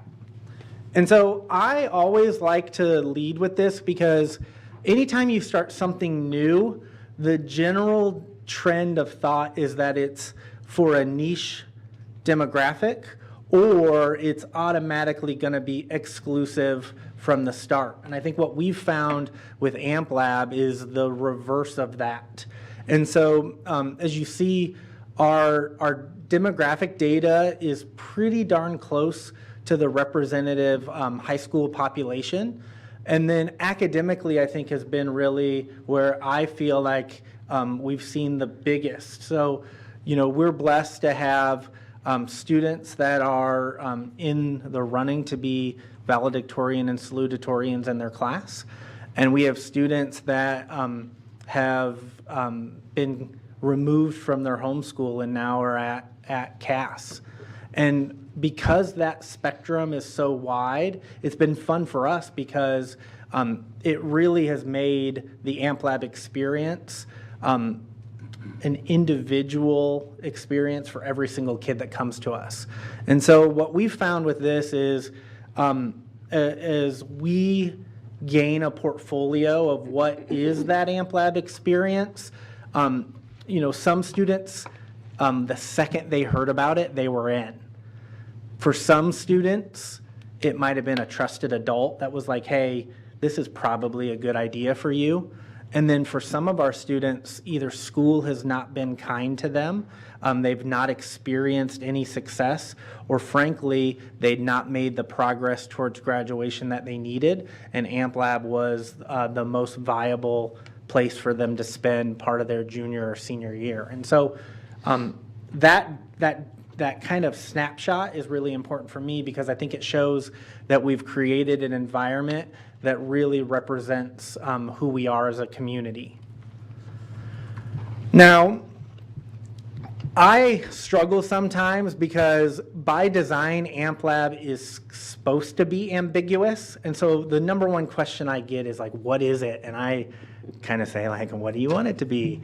But we've learned that it really is about developing that entrepreneurial spirit, helping students understand what it means to have and engage in innovative mindsets, and using career and industry skill sets from across the 16 clusters to really level up whatever that chosen path is for them. And so we found that there's really three kind of core experiences that work really nicely with the schools of success and the work done in 3DE, but really we believe that we're able to do it at a level yet to be even seen what that potential is. And so we engage in that community problem solving. So we have businesses and organizations, and I'll talk a little bit more about some specifics with that bring us a problem of practice.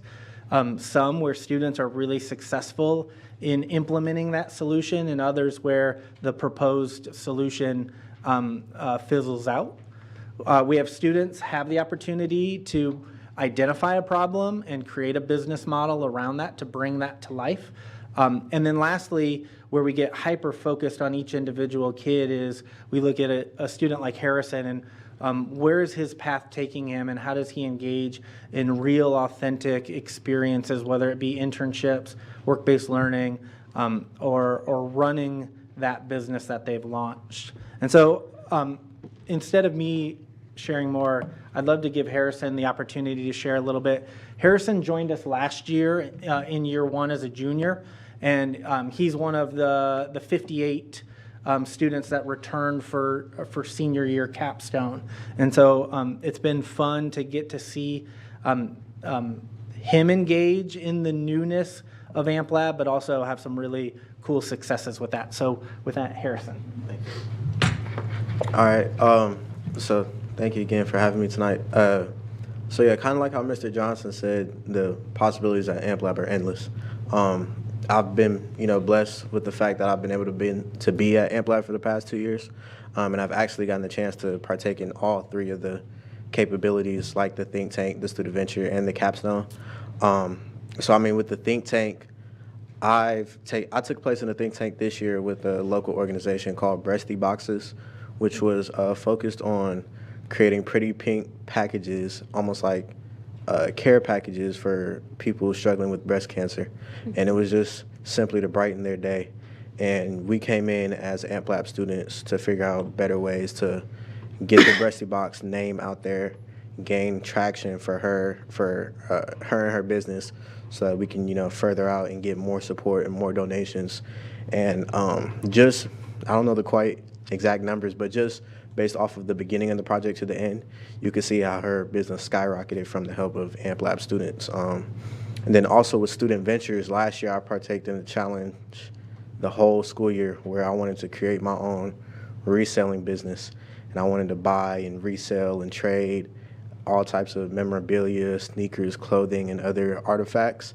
And I was pretty successful. I was pretty successful last year, but I knew that I could have managed my time a bit better, because I feel like if I would have managed my time better, I would have been able to become even more successful and potentially go somewhere with the business and hopefully create my own brick and mortar.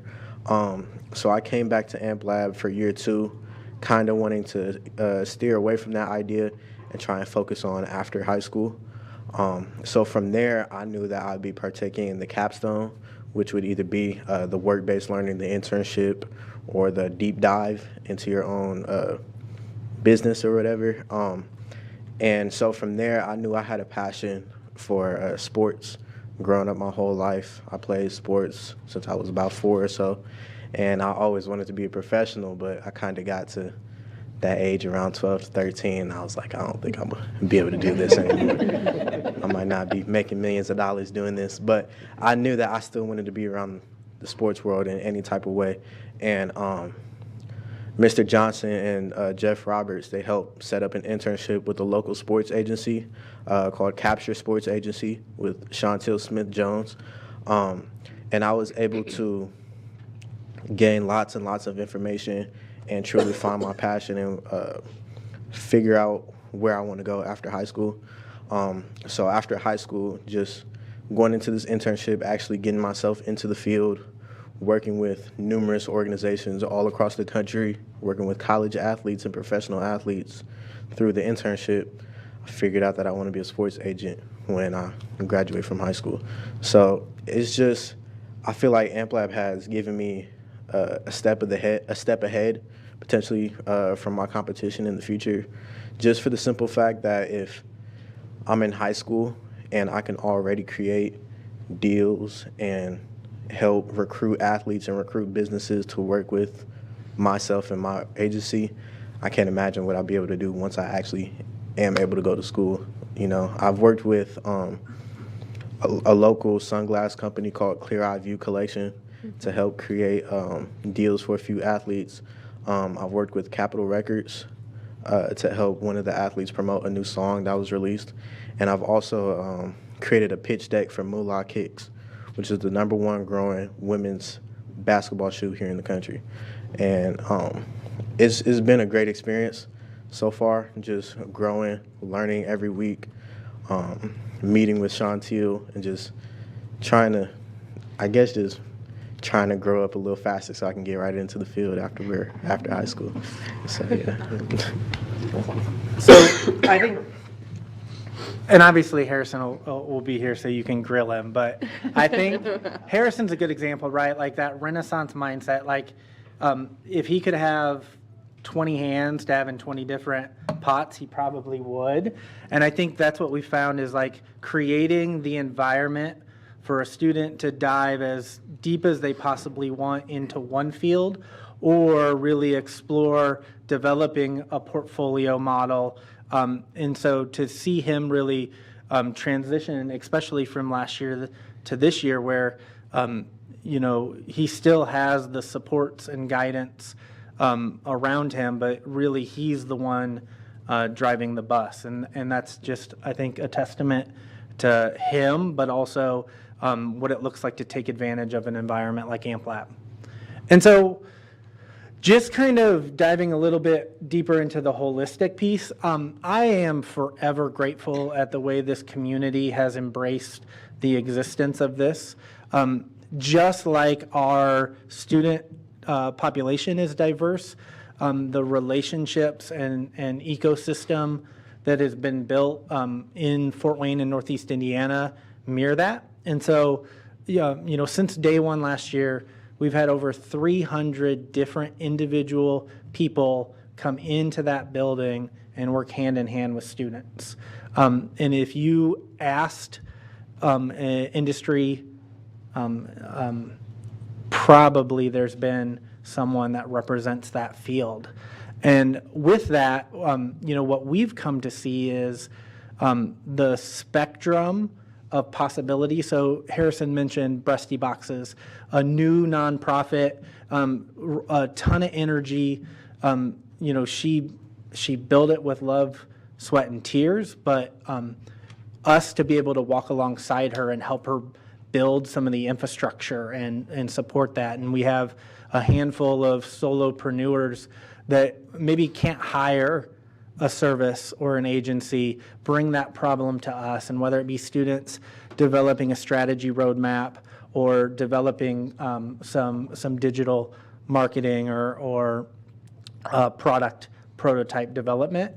But we also have the big fish in the pond too. And so right now our students are working with Sweetwater to develop a new type of foot pedal geared at students under the age of 10.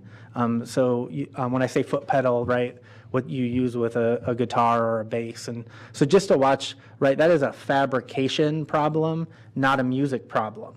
And so seeing that kind of cross-pollination has been really a blessing. And then you heard, what did I do?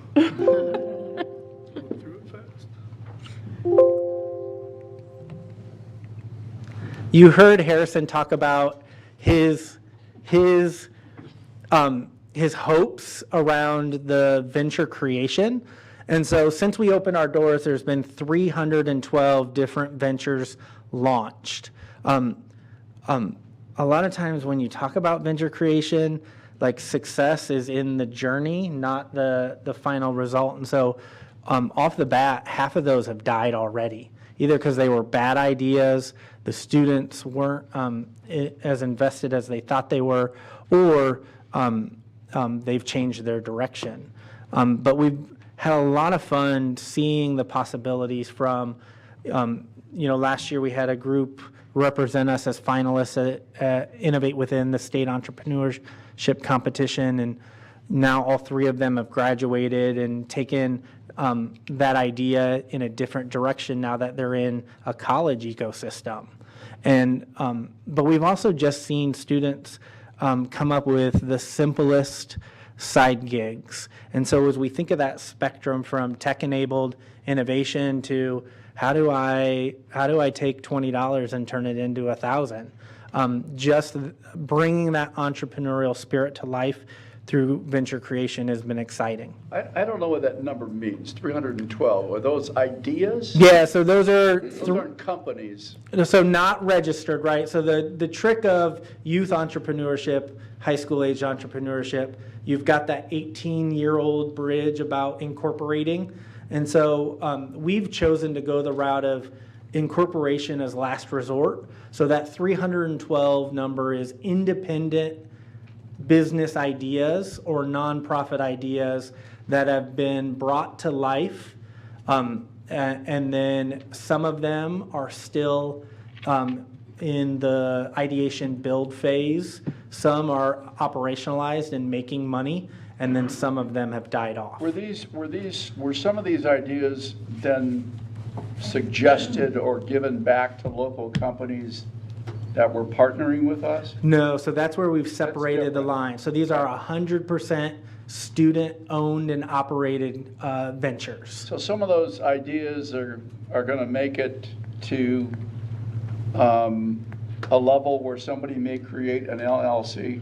Yep. So we've had 10 incorporations up into this point, and then what we've found is until they need to incorporate, it's almost better not to cross that bridge, because once you involve the state, there goes everything, right? And so to keep that energy and creativity, Kamaya, who was here a little bit ago, is a great example. Is she's at the place where she doesn't need to incorporate because she's in that prototype build phase, and the second that she needs to cross that hurdle, we do have the resources and infrastructure to help her get there. So was there a handoff then for those students going to that next level with either the NIC or the Fortitude? 100%. So we've kind of built a mini ecosystem at AmpLab that mirrors that regional. So whether it be NIC or SEED or Start Fort Wayne or Fortitude Fund, our goal is identifying the right offshoot. And because ultimately we want to do this and not wipe our hands of the student, but it's our job to launch them into that next step, not hold them back. And so, to Riley, my daughter's one of those, I wouldn't know 312, but she did form an LLC, but I would call it on pause right now for, as you said, they get excited and stuff like that, as we all know kids can do, and then decide, squirrels, I would say, something different. But her idea is still there. In fact, she reiterated it again today in a text with our family group. But I would say that AmpLab gave her a lot of great support. We call that the dip, where it's so exciting and energetic, and then all of a sudden, once you realize it's real, it becomes a lot harder. And we probably all experienced that in some way in our own journeys. So I think the kind of last technical thing I'd love to share is just highlight the partnership we've developed, because Dr.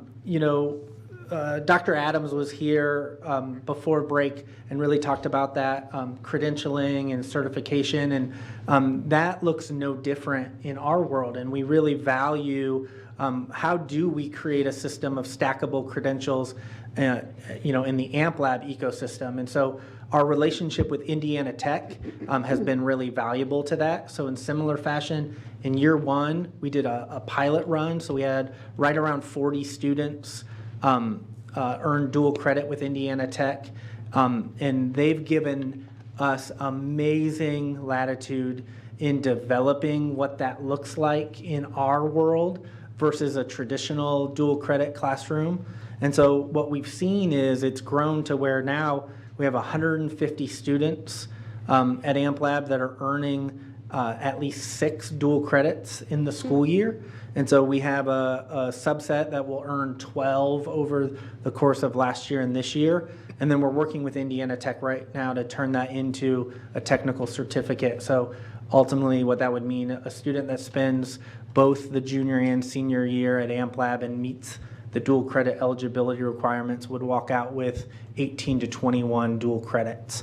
And so just really excited about what that means in terms of, how do students take that with them. And what we've found is those dual credits are rooted in kind of the exploratory entrepreneurship business world. And, we have a amazing Snyder grad. She's an engineering major at Purdue as a freshman, and watching her be able to take those 6 credits and apply them, because I was nervous from the private to public, and what we've seen is because Indiana Tech's walking alongside us, it's really been a blessing to be able to help them grow their kind kind of own ecosystem as well.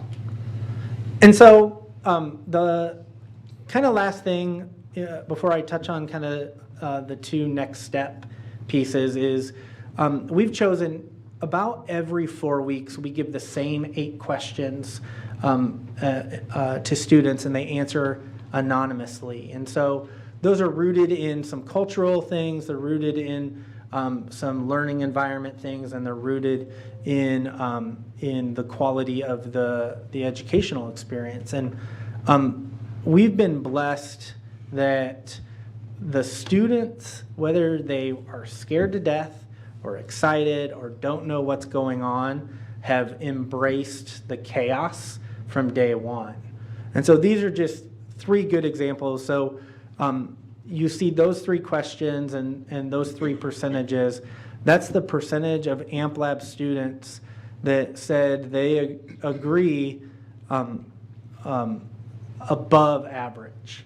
So 85% of AmpLab students say that they believe their work is valuable, and they rated that either 4 out of 5 or 5 out of 5 on our scale.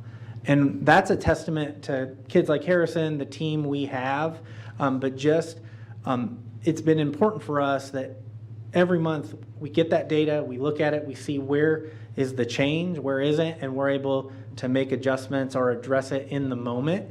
And so that's something that we'll never take for granted, the risk that these families and students took.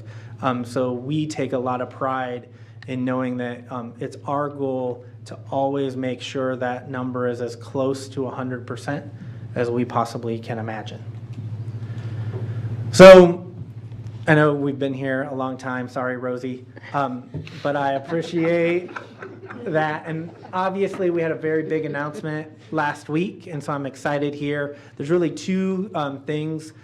The world moves fast. We see that with everything you talked about tonight. We see that with the way that you always hear that kind of common statement that, right, in 5 years, 20% of the jobs won't have existed today. And so for us, we've chosen to be aggressive and really take kind of the offense approach when it comes to talent development and you know, keeping that economic development trend, because we really see that's what AmpLab is the idea is if we're creating a positive experience and outlook in a subset, and they're going off and getting jobs and starting companies in our community and then having kids, they're the next generation of Fort Wayne Community School parents.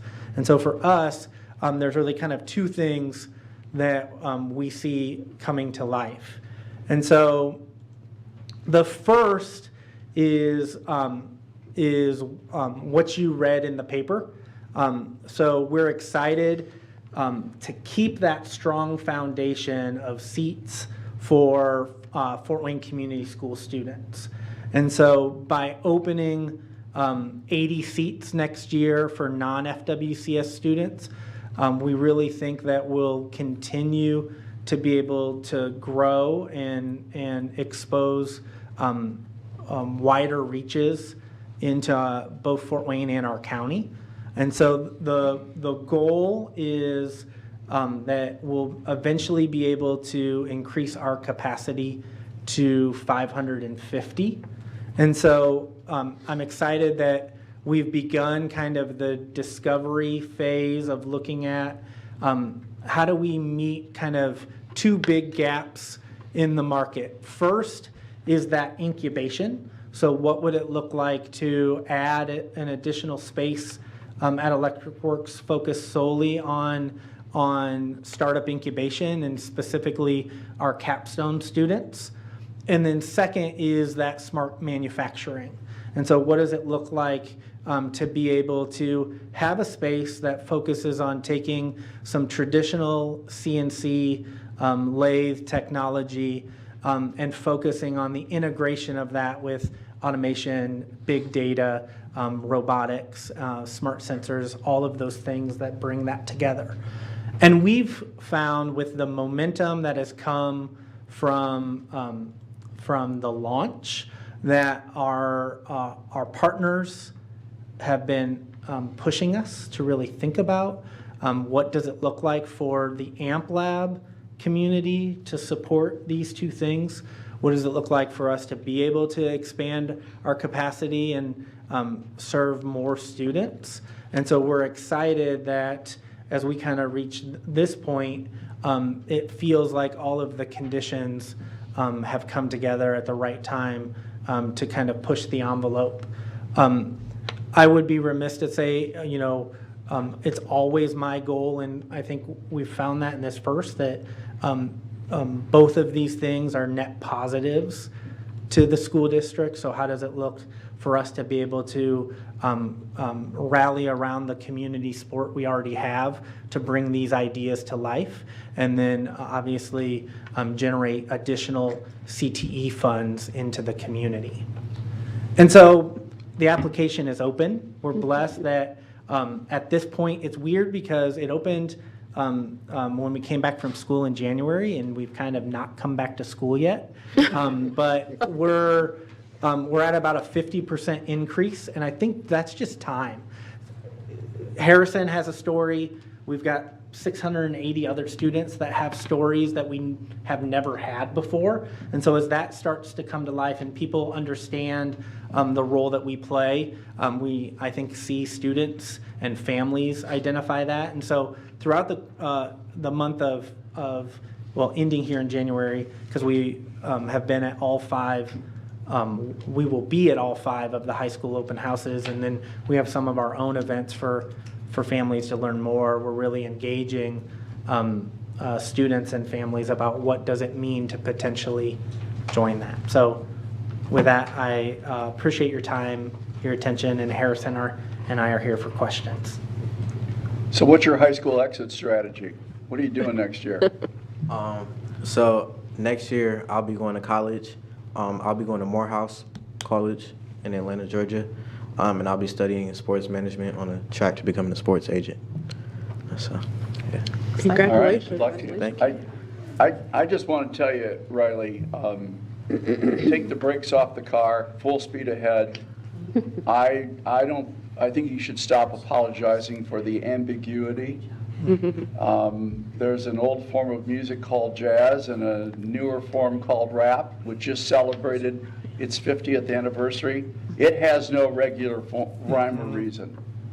And I just think that now more than ever, we need AMP Lab and the increased capacity. There was an article in the Wall Street Journal, I'm sure Julie saw it over the weekend, why Americans have lost faith in the value of college. And it talked about the fact that over the past decade, Gallup did a poll, and the confidence level in higher education has gone from 57 to 36%. And what it talks about in the article is that colleges have forgotten to make people think critically. And I think that's what the heart of what you're doing at AMP Lab is. I talk to so many companies that have removed the requirement of a college degree. So while it might help you going to Morehouse for that, more so than talking to Jovan Barnes or Roosevelt Barnes, maybe not. I think it's an interesting profession that you're seeking. So, but so excited about AMP Lab and what you're doing there.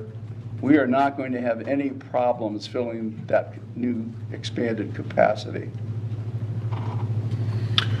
Harrison, what was your thoughts when you went in last year? Where's your home school? Wayne. So what was your Wayne, thoughts Tech. when you went in last year? Somebody leaning over your shoulder saying, hey, give us a try? Kind of, sort of. Well, But no, to be honest with you, so I remember when Mr. Johnson first came in my sophomore year, and I believe it was him and Miss Bryant, they pitched AMP Lab, and I was kind of like, I don't know what this is.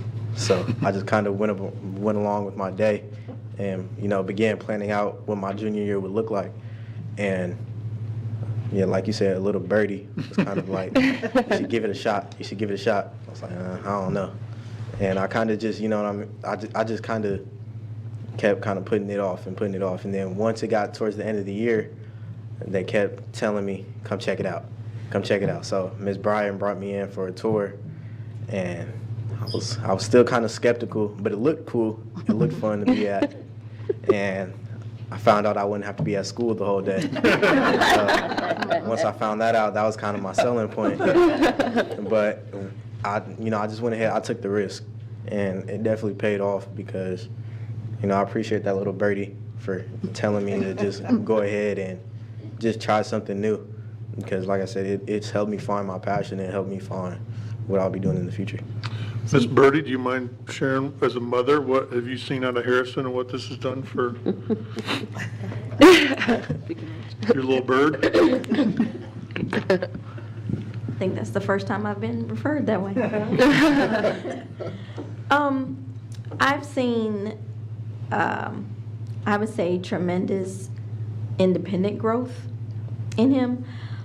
From the different projects he's worked on, AMP Lab in and of itself, is kind of hard for a parent to follow.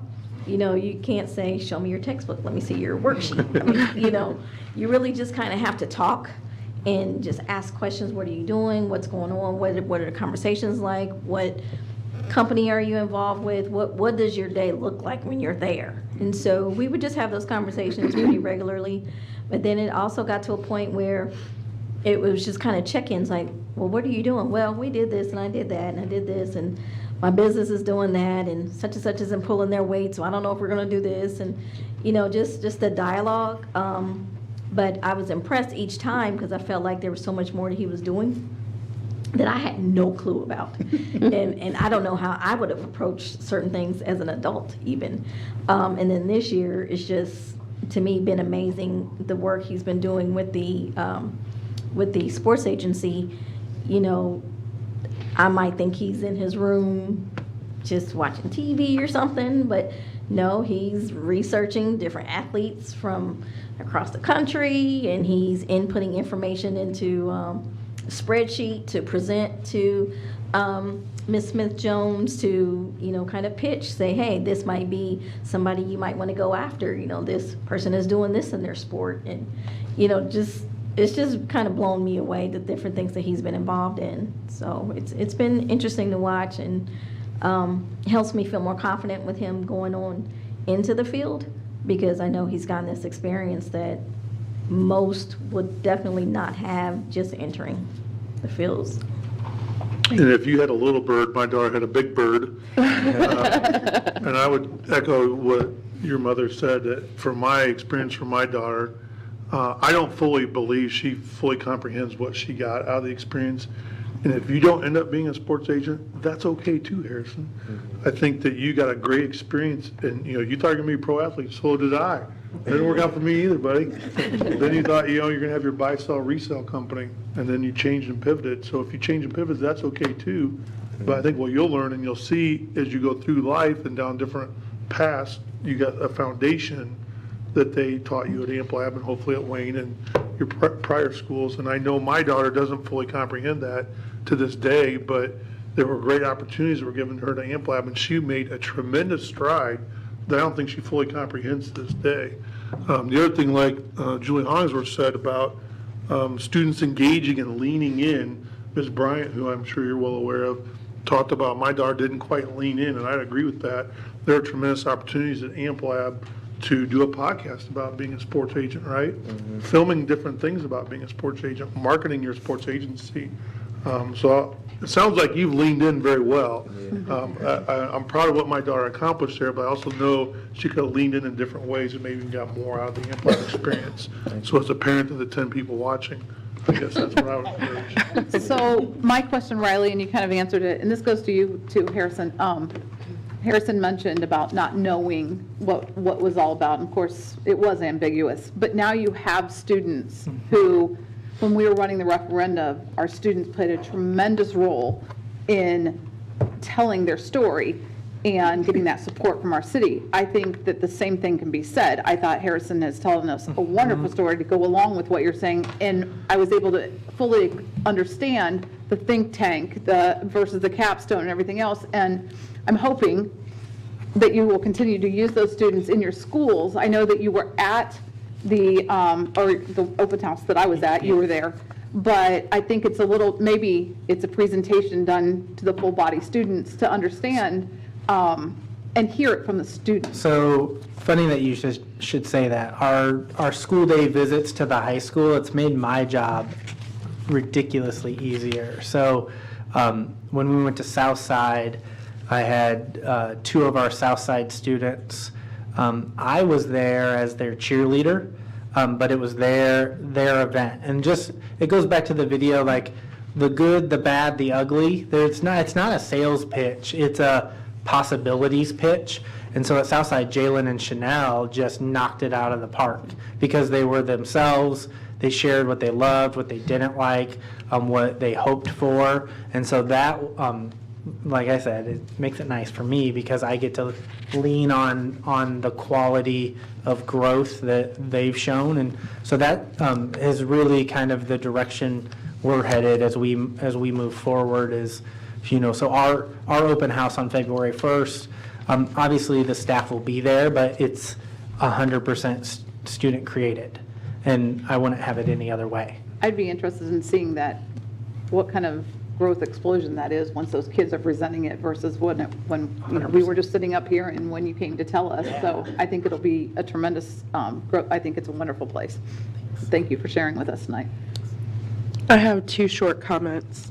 One, I noticed that there was not a single adult that was in your video, which I absolutely loved, because it really shares that student perspective. The one student said, "Come lost and leave found."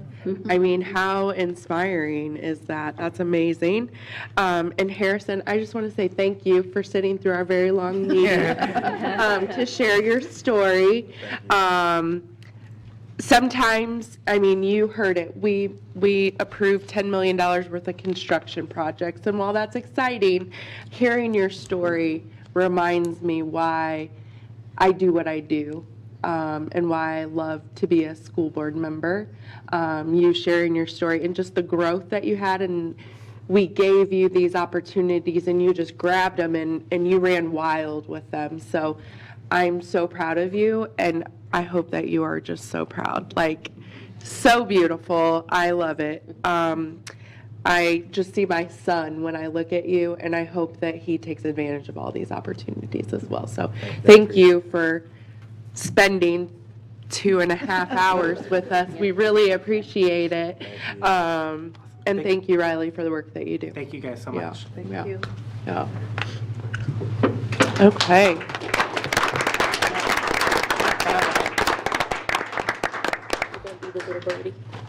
Oh, I am totally going to be that little birdie. Harrison, if you want to pivot again, and that pivot is to education, you might know somebody. We'd love to have that. We'd love to have you. Okay, so that brings us to board member comments. 3 things real quick. First of all, my personal experience with Yonder Pouch was a couple of years ago. I was attending a play on Broadway in New York City, and what they asked for was, if you give us your phone, you're putting it in this pouch, and I didn't know what it was, but it was, don't distract other people from watching the play, and so it was, and not a big deal. And I think it's pretty standard operating procedure now that if you're going to go see a play, you're going to pay attention. Secondly, got an invitation this evening to attend our continuing ed graduation ceremony. It's Wednesday, March 6th. I went last year. Was highly impressed, pleased to see that we're moving it from across the street at Anthus to Northside, where they have a much bigger stage. And so Lonnie Heck, our manager of continuing ed, has more space because they didn't have it last year. So it's a great event, and I will tell employers, if they're looking for great folks looking for work. It's those individuals who went back because they wanted to complete their education.